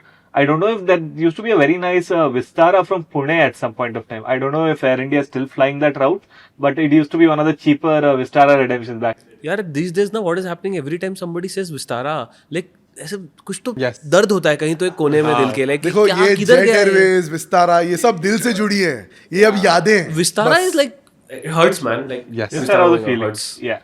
No, but I think so. This is on the flights, right? I think you can get reasonably cheap flights. That is one thing. Visa is not very hectic. Getting there, let's get into hotels, right? Accor people, I think there is a wide selection of hotels, and you can. I think it's for people who have the Accor Plus kind of a program. I think Singapore is one of the best value redemptions when it comes to the stay plus kind of nights. You can go to the Swiss hotel. I think is great. If not, Fairmont is right next to it. Fairmont is right next to it. Even the Pullman is like, very quirky hotel. The Orchard Road one, right? The Pullman Orchard. Hill Street, I believe. Yeah, Hill Street is one, Orchard is That's another. the new one. Hill Street is the new property that launched just last year. That is the one I stayed at. I was able to use the new hotel offer back in the day. But that was pretty cool. And Accor has got plenty of options. There's a bunch of options on Marriott. Yeah, in Singapore, you mentioned Sofitel City Center again, excellent property. I was about to Sofitel. say that the beauty of Singapore is that it almost feels like every time I've gone to Singapore, there's a new Accor hotel there. Yeah. Something has added on. Oh, yeah. So, like you start with the Swiss Hotel complex, that almost feels like Accor owns Singapore. Like वहाँ जाओगे तो ऐसा लगेगा सब जगह पे Accor ही Accor है. And then you move out to reality, right? So, for every region there is some Accor. For example, when we went for the F1 weekend, I couldn't find a cheap hotel for my first day because I was just staying for a few hours. And then I went to some random property on the outskirts, but mil gaya free night and because Singapore is expensive in The thing about Singapore is the metro is so good Oh, that you stay anywhere you can Superb. reach within like 20 minutes most of the Let's places. document it. For anybody whose first destination is Singapore, it was for my parents, by the way, right? My parents' first international trip was Singapore. It's entry to the developed world ka 100%. economy, and like, if you want to get a feel of Europe without going to Europe, Singapore is your first destination that you should go to. Like, it just feels like everything is so well settled. And Singapore is great for someone who, likes to be a stickler to the rules and all. Yeah. The way things just run in But Singapore is... he spoke about the metro. I would say metro is even better than a lot of European 100%. metros. It is the Yeah. best बहुत metro सही in the है, world. It's the बहुत best सही है. metro that Like I've Paris से तो metro बहुत ही अच्छा है यूरोप का. And I'll tell you my favorite. You can take your tap card. Any tap card works. $3 Singapore. Exactly. You can reach most of the places. Yeah. Here's my favorite part. Airport to anywhere in the city, Oh, Yes. man. $2. It's awesome. क्या $2 2 Singapore dollar $100 में तुमको कौन पहुंचाता है Yeah. यार airport तक. Like अगर तुम Bangalore, like for example, Bangalore में if you are landing in Bangalore and you want to take the local bus, which is the 250 Karnataka bucks, bus, yeah. is 241 rupees from at least the Vayu airport to Vajra. Vayu Vajra. Fraser Town, Yeah. right? वहां पे 110 रुपए में तुम पहुंच जाते हो, which is unbelievable, and Amazing. you get there in 20 minutes, Yeah. like you said. The other thing on hotels that I was saying is like Ameya spoke about. I think the coverage is fantastic. Like for example, you want to do super economy, right? Ibis तुमको मिल जाएगा on Clarke Quay. Clarke Quay's got fantastic Superb hangout location, places, yeah. bars, joints, restaurants, pubs. The Sham is just, the evening is just beautiful. Clarke there. Quay, Boat Quay, amazing. So one is you can start with Ibis. अब थोड़ा ऊपर जाना है, then you try and figure out saying that okay, you want to do something like a Pullman. उससे थोड़ा ऊपर जाना है, then there is Swissotel and Fairmont which are right next to each Full of other. Mercures as well. And Yeah. Exactly, there's Mercure. beauty about Singapore is that because the metro connectivity is so good, Yeah. you can stay a little farther outside Yep. and you're still okay. And I stayed at one of the Mercures which was a little more outside at one point of time. Stevens. No, Was it Stevens? Yeah. the other one. Okay. This is even more farther Yeah, out. yeah. But I mean that the place itself had a very different vibe from the regular this one. Yeah. I mean, you had all the working people and There is one hotel at Bugis also which is very good. Yeah. It's very good, and Bugis is a very good location. Like you can just walk around and shopping have and all Bugis. There's a very good trail from Bugis to Bukit Timah, which is the national park. It's amazing. Close to Bugis, there is this great attraction where you have all those Muscat Street, the mosque and everything. Right? It's a very Arab beautiful. Street. Huh? Arab Street. Arab Street. Great Arab food Street, places. Food is And fantastic. talking about Superb. food, you have to go to a hawker center. Oh yeah, come on. Chicken rice. Chicken rice is super. Again, Ameya, sorry about this, but like the chicken rice is unbelievable. Hey, but I'll tell you this. I did not know this for the longest time. I went back to the hotel in Swissotel, and I had made a very good friend in the serving staff, right? And I was talking to them. I said, Singapore, the chicken rice was awesome. Hainanese. They're like, dude, that's not Singaporean. That's not Singaporean. That's Hong Kong style. I said, he felt offended. He felt offended. It's about perspective. Yeah.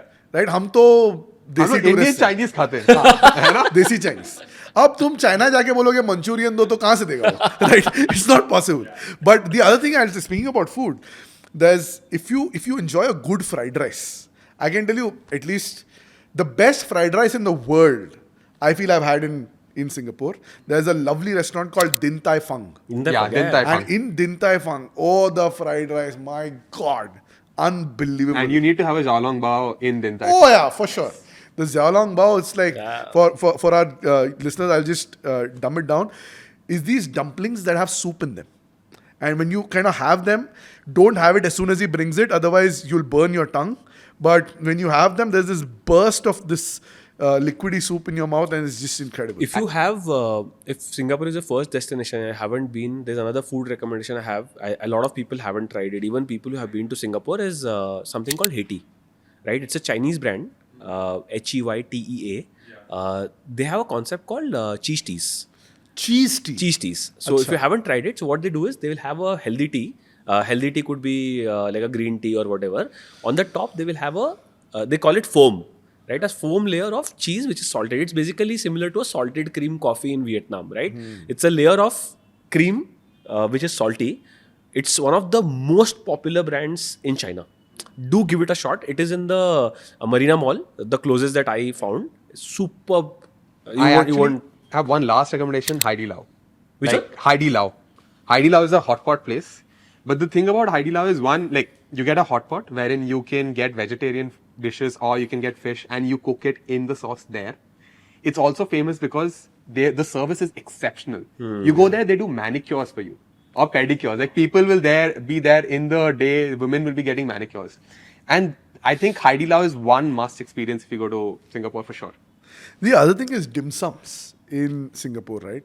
And be sure to go to the street side markets and sit on the footpath. Like there are a lot of these restaurants where you sit inside and then they also put these chairs and tables outside on the footpath in the night and you're sitting and having dim sums there. Kafi saste hote hain dim sums, like they're roadside. But they are unbelievable. One of the things that is also very good there, and I think we spoke about this in the Hong Kong episode, Ameya, I think you referred to them as custard tarts.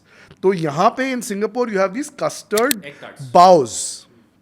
In a bow, they will have this gooey, liquidy custard, an egg custard, which is slightly sweet, but at the same time slightly savory. It's like very, very yum and very, very nice. I think the other recommendation I have in Singapore, and lots of people have this in Japan, but somehow every time I've gone to Singapore, I found this amazing, is Omu rice. Oh, yes. Which is this rice, tomato flavored fried rice, which is mixed with egg, which is slightly runny, and they come and they slice that omelette, which looks like an omelette, but it just kind of unfolds. It was also in your It's like Japanese drama. recommendation. So it's basically a bed of steamed rice. उसके ऊपर Steamed you have नहीं, fried. Fried, मतलब steamed and then fried a little bit. Then you also have like a runny omelette, and then they will have two type of sauces. One would be a less spicy ketchup, in-house made, homemade, the restaurant made ketchup, and then they would have a slightly brownish version of. Correct. The brownish one is the king legendary one. one. Correct. The Japan Kichi Kichi Oh, Omu rice Omu is the most famous one. I mean, it's Impossible to get. Impossible to get location, but also it's not the best tasting one. It's a show that he puts up. The guy puts up a show in Kyoto, I think. It's in Kyoto. Yeah. Amazing. No, but I think just to go back into Singapore food, a lot of people will tell you food is expensive. Yeah. It does not need to be expensive. Go to the hawker center. So hawker centers, I think, let's just break it down, right? So these are essentially, these complexes with food stalls. Like think like a giant food court with a lot of local vendors serving. They keep reasonably good hygiene standards, relatively anyway. And the food is cheap, and that is a place where you're going to get the tastier and more authentic food anyway. Definitely make it a point to go to hawker centers, do your research with respect to what are the good ones. But in general, I like it's a good suggestion, but I still feel that we should set the expectation right here. I think Singapore is a little expensive. It is an expensive. Even for a hawker center, it is reasonably expensive for your first international trip. Oh, absolutely. I think it is expensive. And yeah, but there's a few things you should definitely try and try. Different ones. As an experience, a durian fruit dishes. Like I I would stay away from that. Same. I run in the opposite direction simply because of the smell. It's You very can smell weird it for once. me. You have to smell it once. But yeah, please continue. Sir. Yeah. So durian is essentially, think of it as like a really smelly and sweet jackfruit. Yeah. So I mean, You're still doing it a favor by calling it a really smelly jackfruit. it's really, really, really smelly. I mean, it is so smelly that it's banned from being carried around in the metro because it causes the place to stink. Oh, and a bunch of And you hotels can't carry it on flight, huh? Just FYI. if you have Yeah. to try a fruit there, I love the mini pineapples that they sell in Singapore local markets. They're this small pineapples, juicy as hell. It has, for some reason, no hard parts. I see. You can eat just a whole pineapple. Oh, that's very Like nice. amazing recommendation. I also like all the, some of the pandan based desserts that they have. Oh yeah, that really good. This is called the chiffon cake, the pandan chiffon Yeah. cake. That's Singapore's answer to matcha. Yeah. Toast is really nice. The kaya toast is fab. Like dude, really, yeah. really good. If I remember last time you had gone to Singapore, I asked you to bring back a bottle. Yeah, bottle of kaya. Yeah. Arey, यहाँ पे if you are in Bangalore, So, Kopitiam le. Kopitiam La has really good kaya toast, Superb. and Chef David does a really good job. So he used to be at Oberoi at what is the Asian restaurant, the Wabi Sabi earlier, and now he's moved there. He does a phenomenal job. So really good kaya toast. Maybe talk a little bit about what I asked also Srijan on how many days do you need in Singapore? What are the top 3-4 things you want to cover there? Yeah. Maybe talk about it. So I think it's a great long weekend kind of a trip, right? So 4 days, 5 days is great for Singapore. So I think with respect to the places to cover, I think the scenic part of Singapore is your place in and around Marina Bay, where you've got, I think, the tall buildings and the promenade, and then, you've got the park with the light shows and whatnot. I think that is good. Sentosa, if you're traveling with kids, I think it's something that can work out. They've got a really nice aquarium if you're into that sort of a thing. They also have the Universal Studio over Yeah. there. So it can be, an entire day you can probably spend in Sentosa. You need the whole day just for Universal Studios. One full day is required for Universal Studios. but- They also have a lovely Sofitel right inside Sentosa It's a Island. resort. So you can stay. There are two Sofitels in Singapore. One is City Center, which is about 15 minutes away from Sentosa, and the other one is in Sentosa itself. So I think you can stay in here, because if you just want to cover Sentosa Island, it has enough to cover like 2-3 days. There's a lovely go-karting track also, which is an indoor go-karting track that you can try. So it's great. Yeah, please continue. One thing I'll definitely call out is that, and especially for our audience is Indian, a lot of our audience can be vegetarian as well. A lot of things have got, a lot of the broths will have fish in it. Yeah. Be wary of it. A lot of places may also smell a bit because of the fish. But having said that, you get Indian food in a lot of places, right? So there is the Indian street itself, where it's called the Indian street itself. Yeah, Oh, I'm not Little sure. India. Little India. Little India. I yeah, had yeah. chole bhature there last time. Very good. Speaking of chole bhature, for our South Indian friends, we have Sarvana Bhavan there. So if you are craving your South Indian food 3-4 din ke baad, I was made fun you of in the Hong Kong episode when I said Sarvana Bhavan. Yes. See, By the same gentleman here. yeah. The point is, if you're expecting a Bangalore kind of dosa, नहीं मिलेगा वहाँ पे, right? But 4 दिन के बाद ना कोई भी देसी आदमी, he will start craving for Indian yeah, food. yeah. So if you're a South Indian, you might want to go there, because like every time I go to Singapore, people take me there for breakfast thinking I will crave it. $16 ka dosa. Anyways, coming back to experiences, I think if anybody researches Singapore, there are two things that will definitely come up on your searches, right? We should tell them how to do this, right? One is the Universal Studios. Yeah. My strong recommendation on Universal Studios is, because it's your first trip, do it. Please be wary of the weather. It's extremely humid and it can be a drainer. If you have a small kid, carry a stroller with a cover, etc. It's extremely hot. The weather is a killer in Singapore, and almost 9 out of 12 months the weather is a killer. So be very wary about it. The second is the Mandai, the wildlife sanctuary, right? They have a night safari, they have a day safari, they have a Jurong Bird Park, they have now a Mandai Rainforest Accor Hotel by Banyan Tree, and that is bookable on points. Accor. Brilliant recommendation. I am dying to, if I go back to Singapore again, I'm going to stay there. It's right in the heart of the Mandai Sanctuary. So, and this is one of those properties which you would prefer booking probably by a advisor, Fora advisor. 2+1. Because you will get those 2+1, you will get those credits, plus you are inside the wildlife. So, I'm actually very excited. Do check it out. If I have to suggest one safari that you have to do the night safari. Yeah. It's unique and it's not something that you'll find everywhere. +1. Yeah, so that's a good. Because there are two things there. One is you get the experience of the night safari when you go and experience it in the tram or whatever. Uske baad they have a show for you. Yeah. You sit in the show and the show is beautiful. They get these birds to come and interact and all of that. You really enjoy it. And if you are a sucker for views, my strong recommendation is that even if you're not staying in the Swiss hotel, go to the Swiss hotel ka lounge if you can pay and be there with your points. It's the most fascinating. I would also There's view an that I've even seen. better member. I would say thing. MBS If you have Accor Plus, free drinks voucher milta hai. So use your free drinks. If you're not staying there. If you're not staying. If you're not staying, that's what I'm saying. Because everybody may not end up staying in Correct, this hotel, correct, but correct. still go there for the views, because you can see almost the entire good part of Singapore, the gardens by the bay, the Marina Bay Sands, and the golden hour sunset is a treat to watch from there. Yeah. Even go to the top of MBS. Like, I usually don't like looking at the views, but MBS top has a brilliant. Also, I will say, don't buy the ticket to Marina Bay Sands. Yeah, don't. It's go to the restaurant. very expensive. Go to the restaurant, takes No, you to the but- top floor, but- take a sasta drink, and enjoy the But view. you can take the MasterCard offer. I think we should talk about it. There's a MasterCard offer. Please carry your passport. Please carry your MasterCard and download the Marina Bay Sands app. Go to the Marina Bay Sands reception. You will get almost all the tickets free. Right? So, for example, you have the top of Marina Bay Sands included. You have the boat ride in the Marina Mall included. The Sampanna ride, it is called. And then you also have the one of the museums ka entry free. It's great to save money in Singapore. Singapore is very expensive. Like, ideally, I wouldn't have recommended some of these things, but you can spend that entire day in Marina Bay Sands for free. Right, There are so- some things money can't buy. For everything else, there's There's MasterCard. MasterCard, yeah. There you I'll go. actually Should get a follow sponsor couple of there. things to close this out. So number one, I wish. we're talking of views, right? I remember the last time I was there.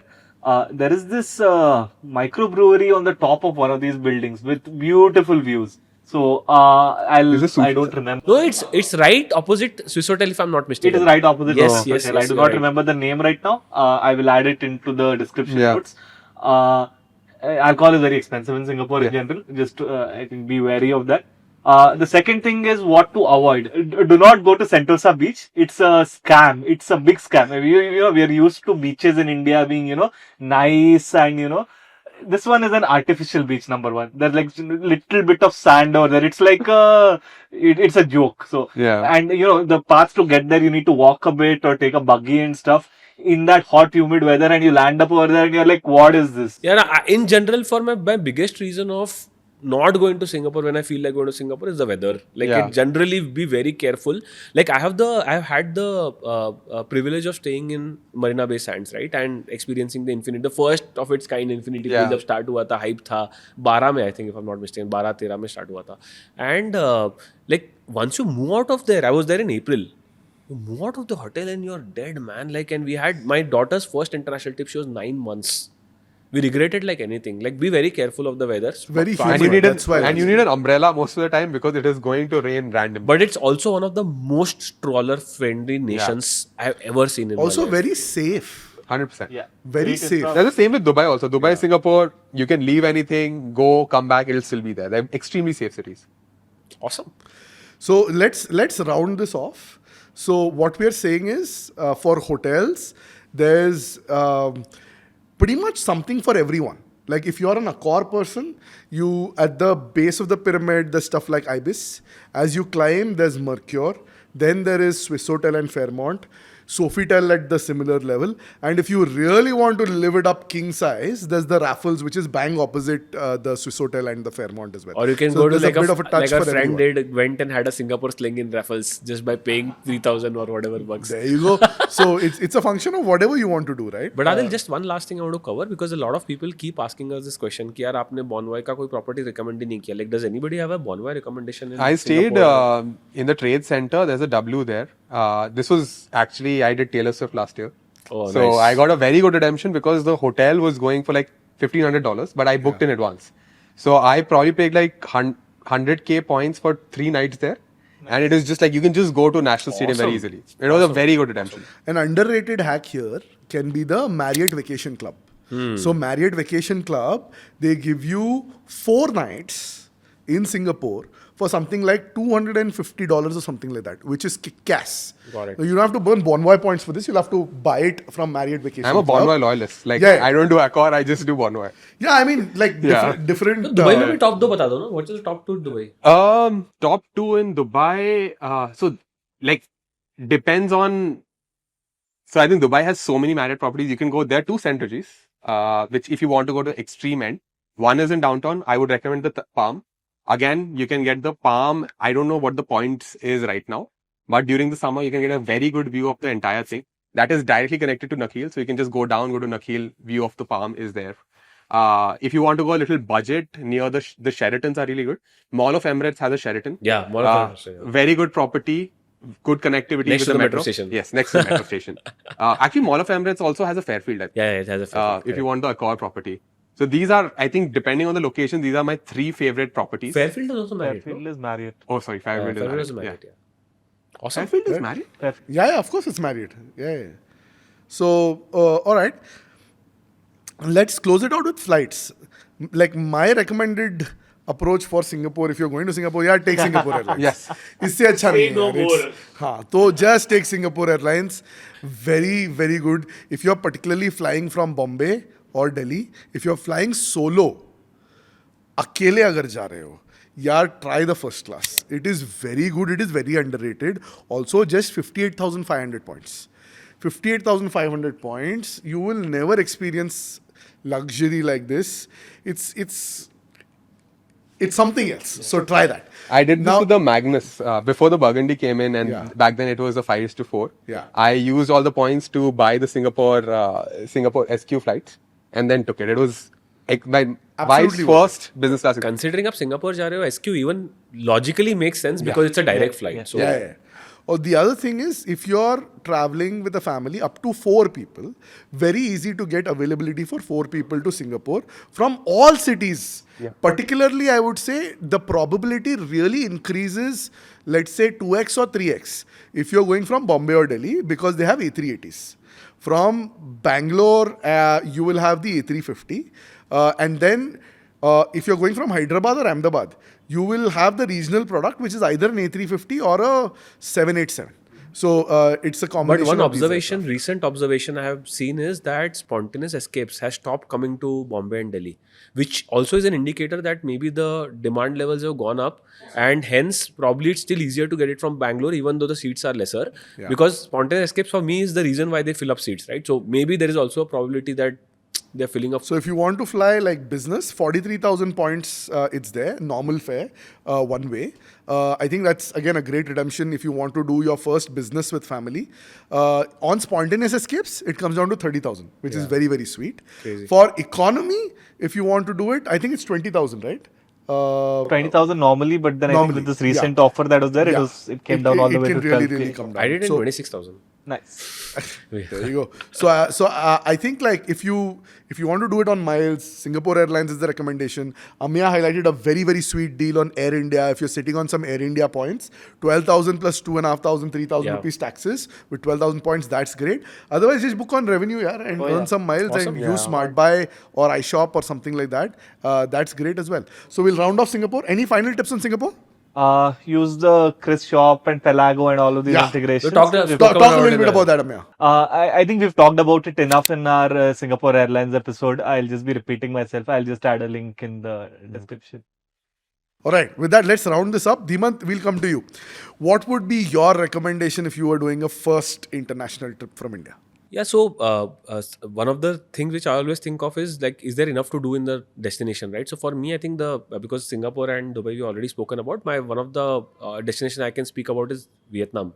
I've recently been there and had a lot of friends who have been there, right? So very, very interesting destination. Like I'll tell you why I like the destination, right? One, unlike Singapore and Dubai, it's got a slightly diverse type of cities where you can do multiple destinations, right? Number one.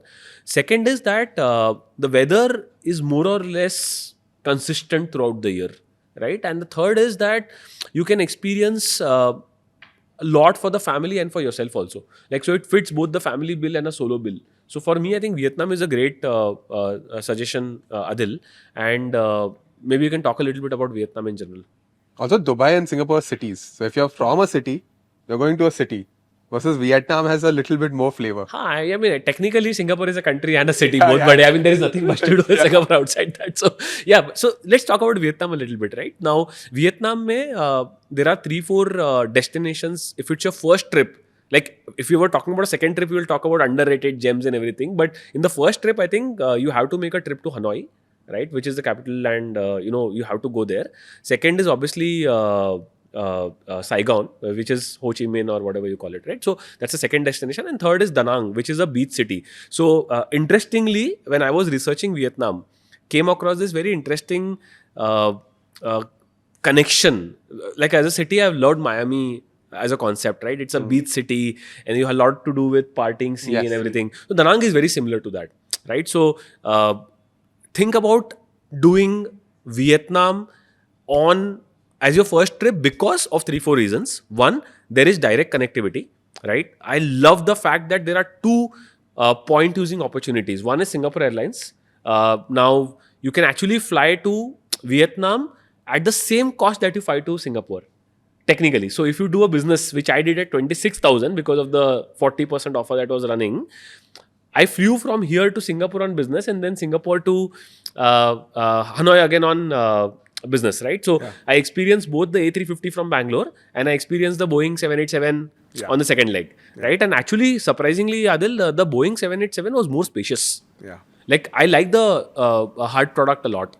Right? And the best part is the price is the same. It's still 43,000 miles. Absolutely. From Bangalore to Singapore to Vietnam. Yeah.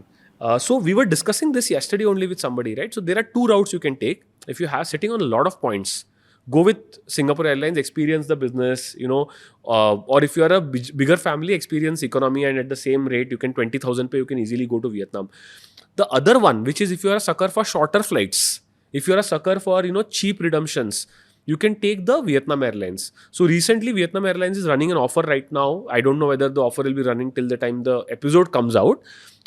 Some 6,000, 7,000 miles, Lotus miles, you can actually do a flight from here to Vietnam in economy.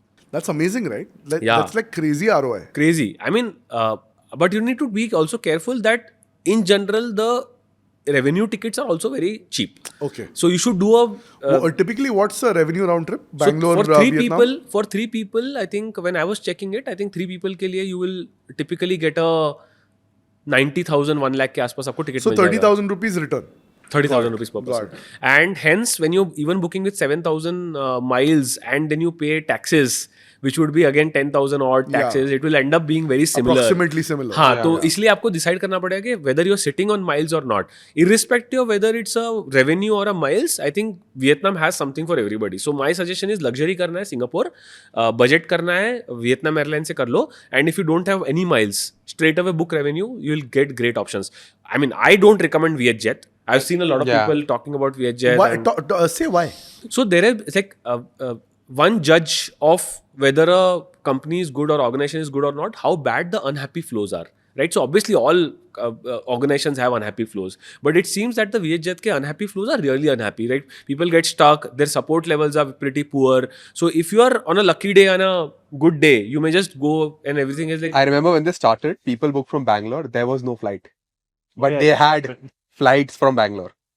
This happened. Like Samjhani, I didn't They understand. were allowing bookings and people booked and then there was no flight. there was no flight. You went to the airport, that the flight does not exist. I mean, अगर आपको budget में ही travel करना है, I would recommend doing like I would say rather do Vietnam Airlines, pay a little extra, and because it's a first trip यार, आप family को लेके जा रहे हो, you don't want to set the wrong precedent and them coming and saying कि नहीं जाना भाई, ये तो बहुत ही बेकार है. Like we don't want that, right? Even internal travel, right? So if you look at Hanoi, it's Vietnam, it's a long city, a long country, right? So you have North Vietnam, which is completely different weather. You have Central Vietnam, which is slightly different weather, and then you have South Vietnam, right? So internally, when also you're traveling, you can use VietJet, or you can do Vietnam Airlines via Flying Blue. So they have a flat rate, no dynamic rates. 5,000, you basically get Hanoi to Ho Chi Minh on Flying Taxes कितना है? Blue. Taxes around 1,000-2,000 rupees. Like That's very good. extremely cheap. Extremely That's cheap. very yeah. good. So 6,000 में you're getting an internal आराम transfer, से, which is great. आराम से, right? So that's what I did, right? I went to and landed in Da Nang. And best part is Flying Blue's Group B. Group B, exactly. So this is your flight sorted, right? Coming to hotels, again another Accor destination. So you have Accor properties across the board, right? So let's talk a little bit about Hanoi, because Hanoi is the most visited destination. You have M Gallery there. You have a Sofitel, which is like a premium high-end Sofitel. You also have a Move-in Pick. You have a Mercure, and you also have a Pullman. So it's fully loaded. Pura, like you have the whole laddering, right? And Hanoi mein, Old Quarters is the place which is like probably the South Mumbai of Bombay, right? The destination where your historic center is there.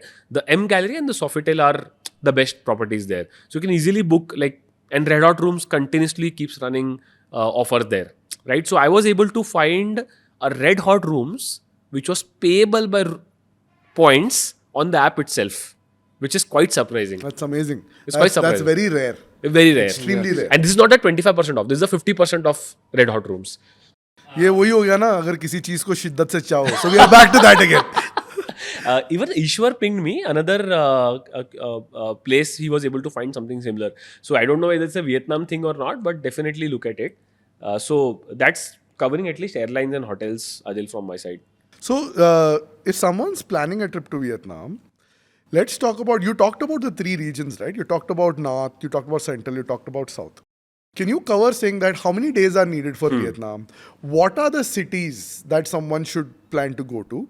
And why those cities and what they can experience? Perfect. और फिर उसके अंदर let's dive into where you went, where you stayed and why. Yeah. So I actually ideally the right amount of time to cover is around 12 days.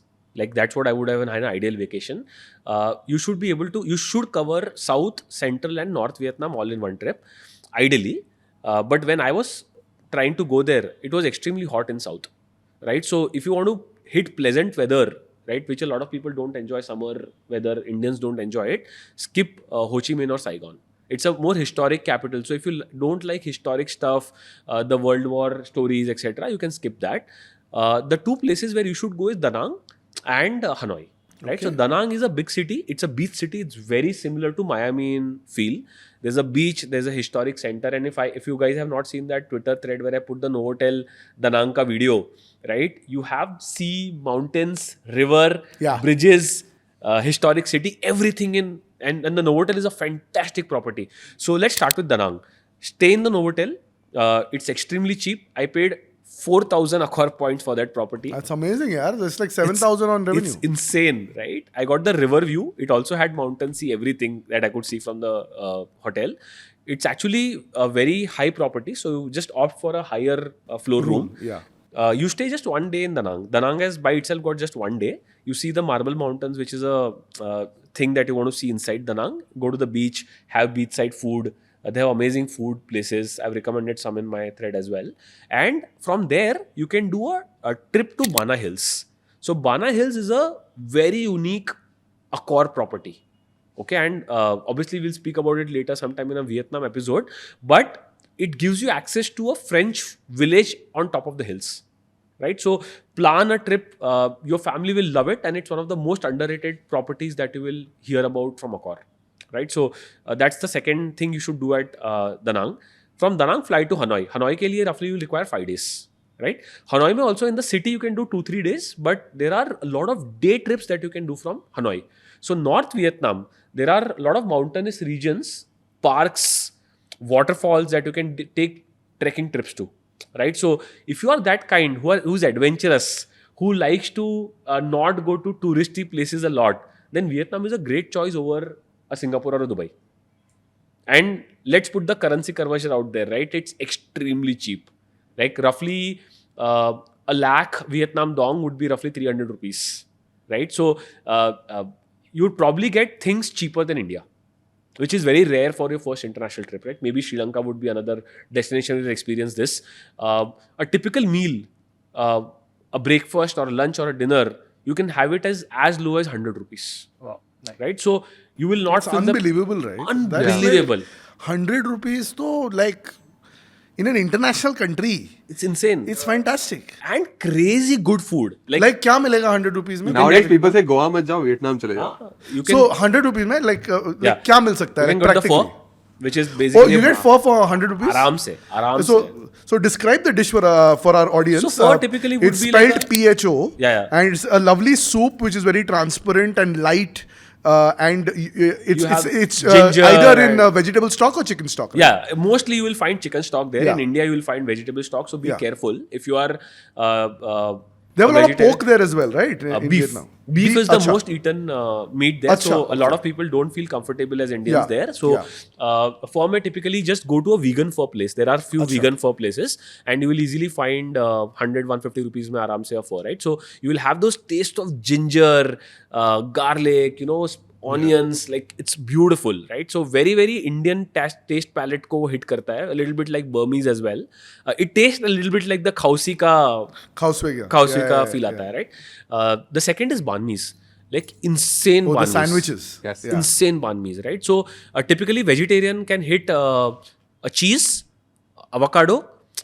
You will find veggies. Obviously, you will have the onions, carrots, all put together in the sandwich, and you will have mayonnaise, right? So typically, that's one of the things. Extremely soft bread on the inside and hard crust on the outside, right? So the only place where I've found good banh mi's in Bangalore is a bakery called Hanoi. I don't know if you guys have tried it. It's in Indiranagar. Okay.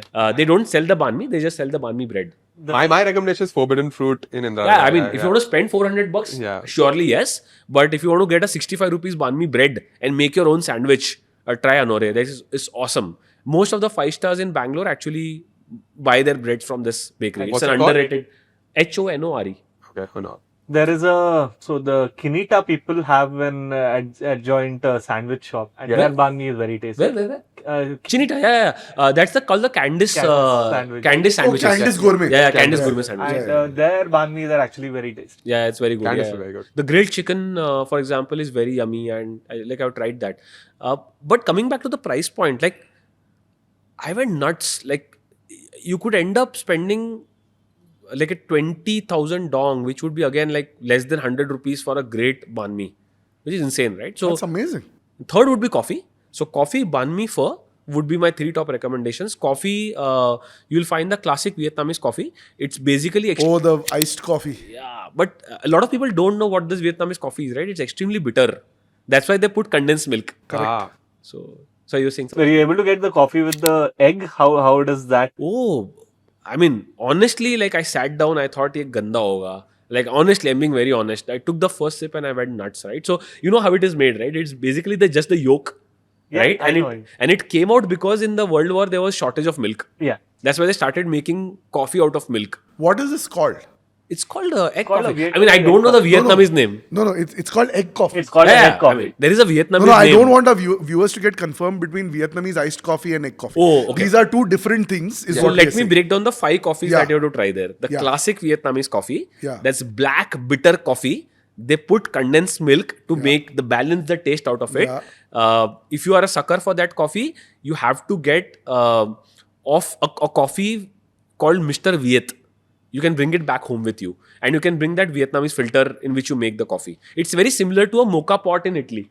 Like it becomes bitter because it gets exposed to water for a long time, right? So that's one. The second is something called egg coffee, where they don't use milk at all, right? A little bit of condensed milk they have started using now to make it a little sweet and palatable. The recommendation is Cafe Gyang. That's the original egg coffee in Hanoi. The third one is something unique that I found is yogurt coffee. I mean, I entered the place, I said, like, ye nahi try karna hai. I tried it and I went back again the next day. It was that good, right? That's the third. Fourth is salted cream coffee, right? Very similar to the Haiti cheese coffee I was talking about. Basically, आपका salted cream hai. They whip it with salt and put a little bit of condensed milk and serve it with coffee, right? And the beauty is all the flavors balance out because of the high bitterness of the Vietnamese coffee, right? So that's the fourth one. And the fifth one is coconut cafe. So they make it with coconut milk. All of these 5 coffees, you cannot come back without trying these coffees. Like I would say, out of all the destinations that I would have done in the recent last 10 years, after Japan, probably my second best destination in food. Probably Italy comes third, but it would be that good. I really like the coconut foam coffees that are there. I think the flavors just merge really nicely. I think it is the saltiness that comes from the coconut that just takes it to a different level. It's really good. Like love the coffee. Going back to your itinerary, you started with a 1-night stay. Da Nang. Danang. Then you came to like a 5-night stay, right? But initially at the start, you said ideally 10 to 12 days. Where are we going for the rest of this? The Ho Chi Minh, right? That's why I skipped. Yeah. I skipped it because Ho Chi Minh was extremely hot. Go ahead. So ideally, my recommendation is see again. I optimize for Singapore Airlines. It So depends you're on. saying do Danang and Hanoi. That's what you're saying. नहीं, I would say अगर आप Singapore Airlines कर रहे हो, हाँ. look at the flight where you get the availability. ठीक है. Choose that city. I got Danang से entry into. ठीक है. So I went to Danang first. ठीक है. And your exit was Hanoi. Hanoi. अच्छा. If I would have got the other way around, I would have You would have happily done taken it. it. Yeah, it doesn't matter. Doesn't Yeah. matter. Like Your return was also in Singapore? Or yeah, both. Okay. I did A350 both sides, and once I got the super promo fare, whatever that 40% off. The promo and once, fare, yeah. Once I paid the full. And direct flights from India, we have to both Hanoi and Saigon, I mean, Ho Chi Minh, right? Ho Chi Minh, Hanoi, Danang. All There's a direct or there's a Direct to Da Nang No. also. yeah. No, they're from not Singapore. direct. From Singapore. These are all From Singapore, via- from all- Singapore. No, but I'm saying direct flights from Oh, India. direct is the Vietnam Airlines you're saying. It's Hanoi and Ho Chi Minh. Yes. I see. Yeah. And Vietjet? Vietjet, I don't know. I didn't research Vietjet much. But again, interestingly, like अगर आपका इतने connectivity options है, you're not going to miss Vietjet. I don't know whether does Indigo fly to. I think in between, I don't think so. Indigo has a direct flight yet. Yeah, so I think that's another thing which, from a lens of connectivity, the Indian carriers I don't think have a great connectivity to Vietnam. That could be the only. I don't know whether Air India has. So Not I'm very- pretty sure Indigo will start soon. So I think what we've done today is we've covered 3 very exciting destinations if you were to plan your first international trip from India using points and miles. We started off by covering our first one, which was Dubai. Then we came into Singapore, and now we've covered Vietnam.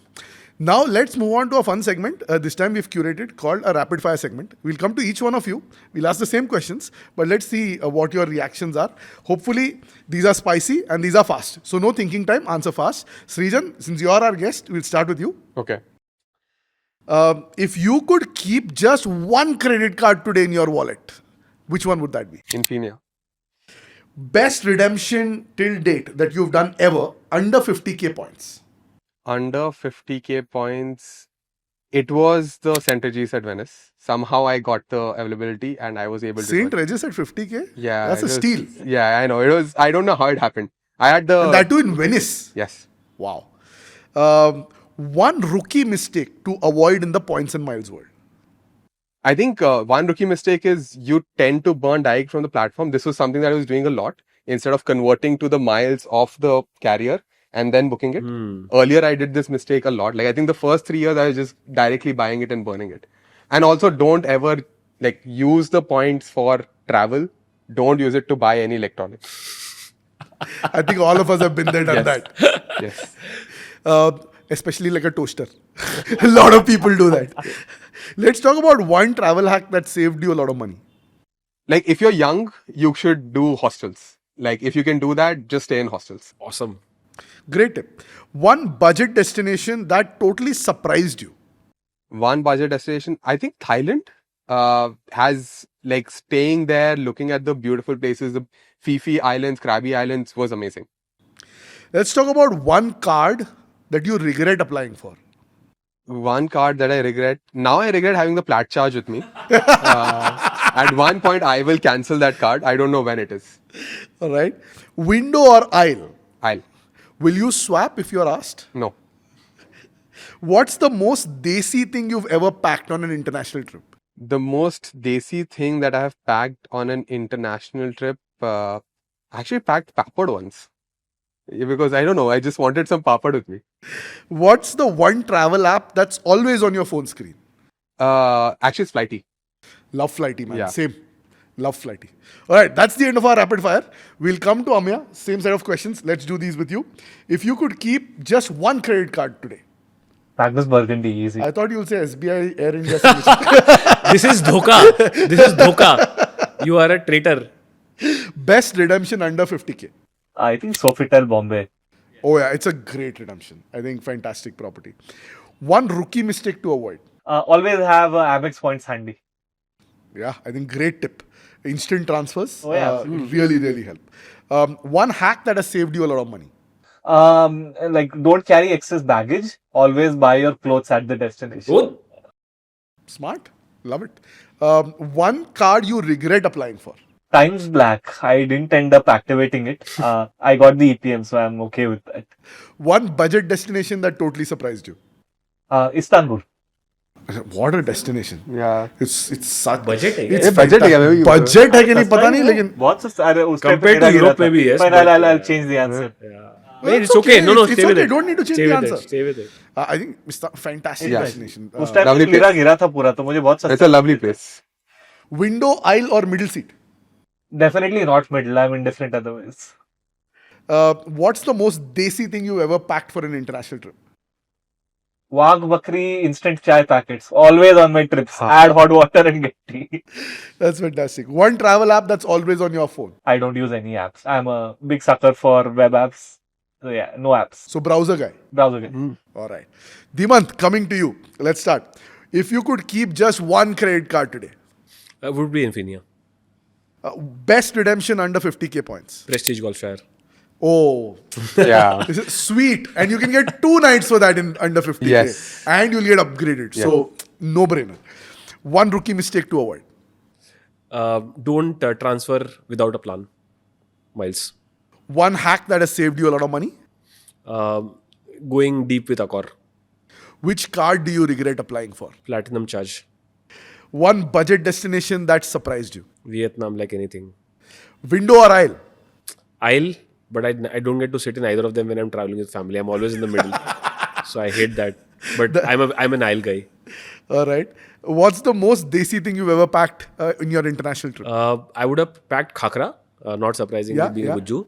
But I also have packed in Switzerland when we went. I think we went in 2013. Packed a lot of those aluminium foil retort gravies, the chole, the Ashirwad MTR ka jo Yeah, packets yeah, aata na, like put it in hot water. And again, I would say Switzerland ja rahe ho to leke jana. Like if you are on a tight budget, it's expensive. One travel app that's always on your home screen. Award wallet. Very I cool. love Award wallet. Yeah. All right, so that's the end of our rapid fire. With this, let's try and bring this to a close. Been a fascinating discussion, folks. Thanks for joining in today. We've discussed how do you plan your first international vacation on Points and Miles. We've discussed 3 fabulous countries, and now I think let's close with some quick parting advice. So if you had quick 10 to 15-second advice for someone who's planning their first international trip on Points and Miles, what would be your advice, starting with Dhimant? I would say optimize for who you are and your persona is, like Srijan said. I think it's very critical. If you are somebody who wants to do a lot of activities, etc., plan a destination which suits it, right? Don't go and that's number one. And second would be plan in advance. Don't just land there and start thinking ab kya karna hai. I mean, even if you are a pro in domestic, international mein don't take those chances. My 2 recommendations. Plan. All right, Srijan. Mine is start traveling. Like, don't travel for the big thing because travel begets travel. The visas get easier as you travel more. So try to travel more. And yeah, like the personality thing is very important. It's okay to stay in hostels. It's okay to stay in hotels. Just plan according to your own personality. This is the true founder mindset coming out, right? What did you ship today? It's like, pehli trip khatam karo, right? Start. Kal ka Because kal if you dekhenge. keep dreaming for that one big Yes. trip, you'll never ship, right? Yes. So get your first thing done. So I think very relevant. Great advice. Ameya. You don't need to redeem everything on points. It's okay to do a part redemption. But Fantastic yeah, get advice. out. Yeah. I love that. Yeah. I love that. Before we close, let's talk about a few underrated gems that we didn't get to cover today. We covered 3 countries, but I'm sure like there's an open canvas, right? There's so many countries in the world. What are a few underrated gems that you think are also possible applying the framework with the lens that we discussed today? I think, yes, it was impossible to cover all the countries in this episode, right? But if you look at it, few of the countries that I think you should look at in the same framework as what we covered, the 3 countries, is probably Sri Lanka, right? Extremely cheap, close by, short trip, almost feels like India, right? That's one. Second is that you can actually go to something like a Bali. Again, good connectivity, easy to get a visa. The third is Thailand. And I think Thailand is something which I remember a lot of Indians' first destination, right? So Thailand may be a great option. Again, like Vietnam, Thailand has multiple facets to it, right? You can go to Bangkok for shopping. You can go to Koh Samui for silent beaches. You can go to, let's say, Phuket for the hustle bustle of the beaches, right? And there are multiple places. So do research a little bit of these Phuket is a pretty countries. crazy night market too. Yeah, I mean, if you are a That is also a partying lot of kind, fun And thing. Fifi has, it's like edge of tomorrow. Every day is party. Exactly. And like what I also feel is that there's a little bit of Thailand that everybody would like. Like And it's Thai something. food is next level, man. Don't even get me started. there. Exactly. Oh So boy. look at some of these countries. There are others underrated gems like Cambodia, for example. Like a great place for backpackers. You know, extremely cheap like Vietnam. So consider some of these. And if you are lucky or privileged, you may end up being your first trip anyways. Like you never know. All right. Any tips from you? Any underrated gems from you, Srijan? No, I think Dhimant has covered most of it. Sri Lanka is done. Obviously, Hong Kong is also a very nice place to go Yeah. to. Thailand is also there. And Thailand has everything from the top to bottom. You can go beaches, you can go partying, you can go some of the best food. Like some of the best Indian chefs are in Thailand right now. Yeah, I think that's it. Ameya? I think pretty much covered. Nothing more to add from me. All right, Srijan, big thanks for joining us, man. I know founder life is very busy, and that too on a weekend, making time for us. We really appreciate it. It was lovely getting to know you as a Points and Miles geek, also as a serial traveler. So big thanks for coming on the show. Thank you so much for having me. Dhimant and Ameya, thanks as always for being there. We really enjoy bringing these to you. If you liked this particular episode, please subscribe because we hit that bell icon so that we can send you updates on a regular basis. Remember, we're available on most of the platforms out there from a podcasting perspective. So we're there on YouTube, we're there on Apple Podcasts, we're there on Spotify, we're there on Castbox, we're there on Amazon Music even. So whichever is your recommended podcasting platform. Hit the subscribe or the follow button and like our episodes. Drop in a review if you like on Spotify, on Apple Podcasts. It helps us get a lot of visibility. And then we're also, from a social media perspective, we're on Instagram, we're on Twitter, and we're also on YouTube, which is our primary channel. With that, thank you for being part of this show. Thank you for your lovely comments. Thank you for your nudges saying that what all you want us to cover. If you like this episode today, please drop in with a comment saying that what is your underrated gem for traveling for your first international trip on Points and Miles. With that, this is Aadil, Dhimant and Ameya along with Srijan signing off.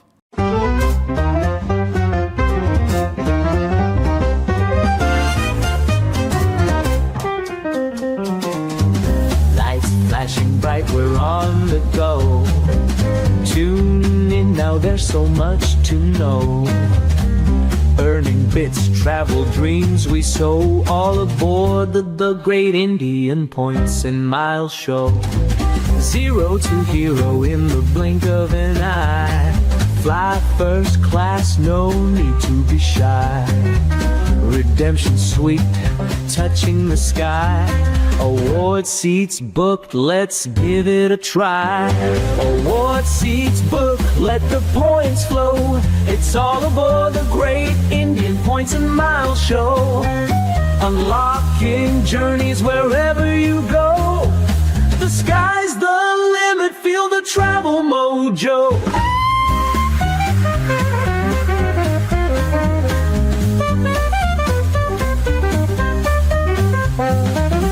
Hidden treasures in every flight. Nights in places that feel so right. From deserts to the city lights. Get set, steal those dazzling sights. Miles stack up each passing day. Rewards come back in a million ways. In this game you want to play the great Indian adventure, yay! Award seats booked, let the points flow. It's all aboard the great Indian Points and Miles show. Unlocking journeys wherever you go. The sky's the limit, feel the travel mojo.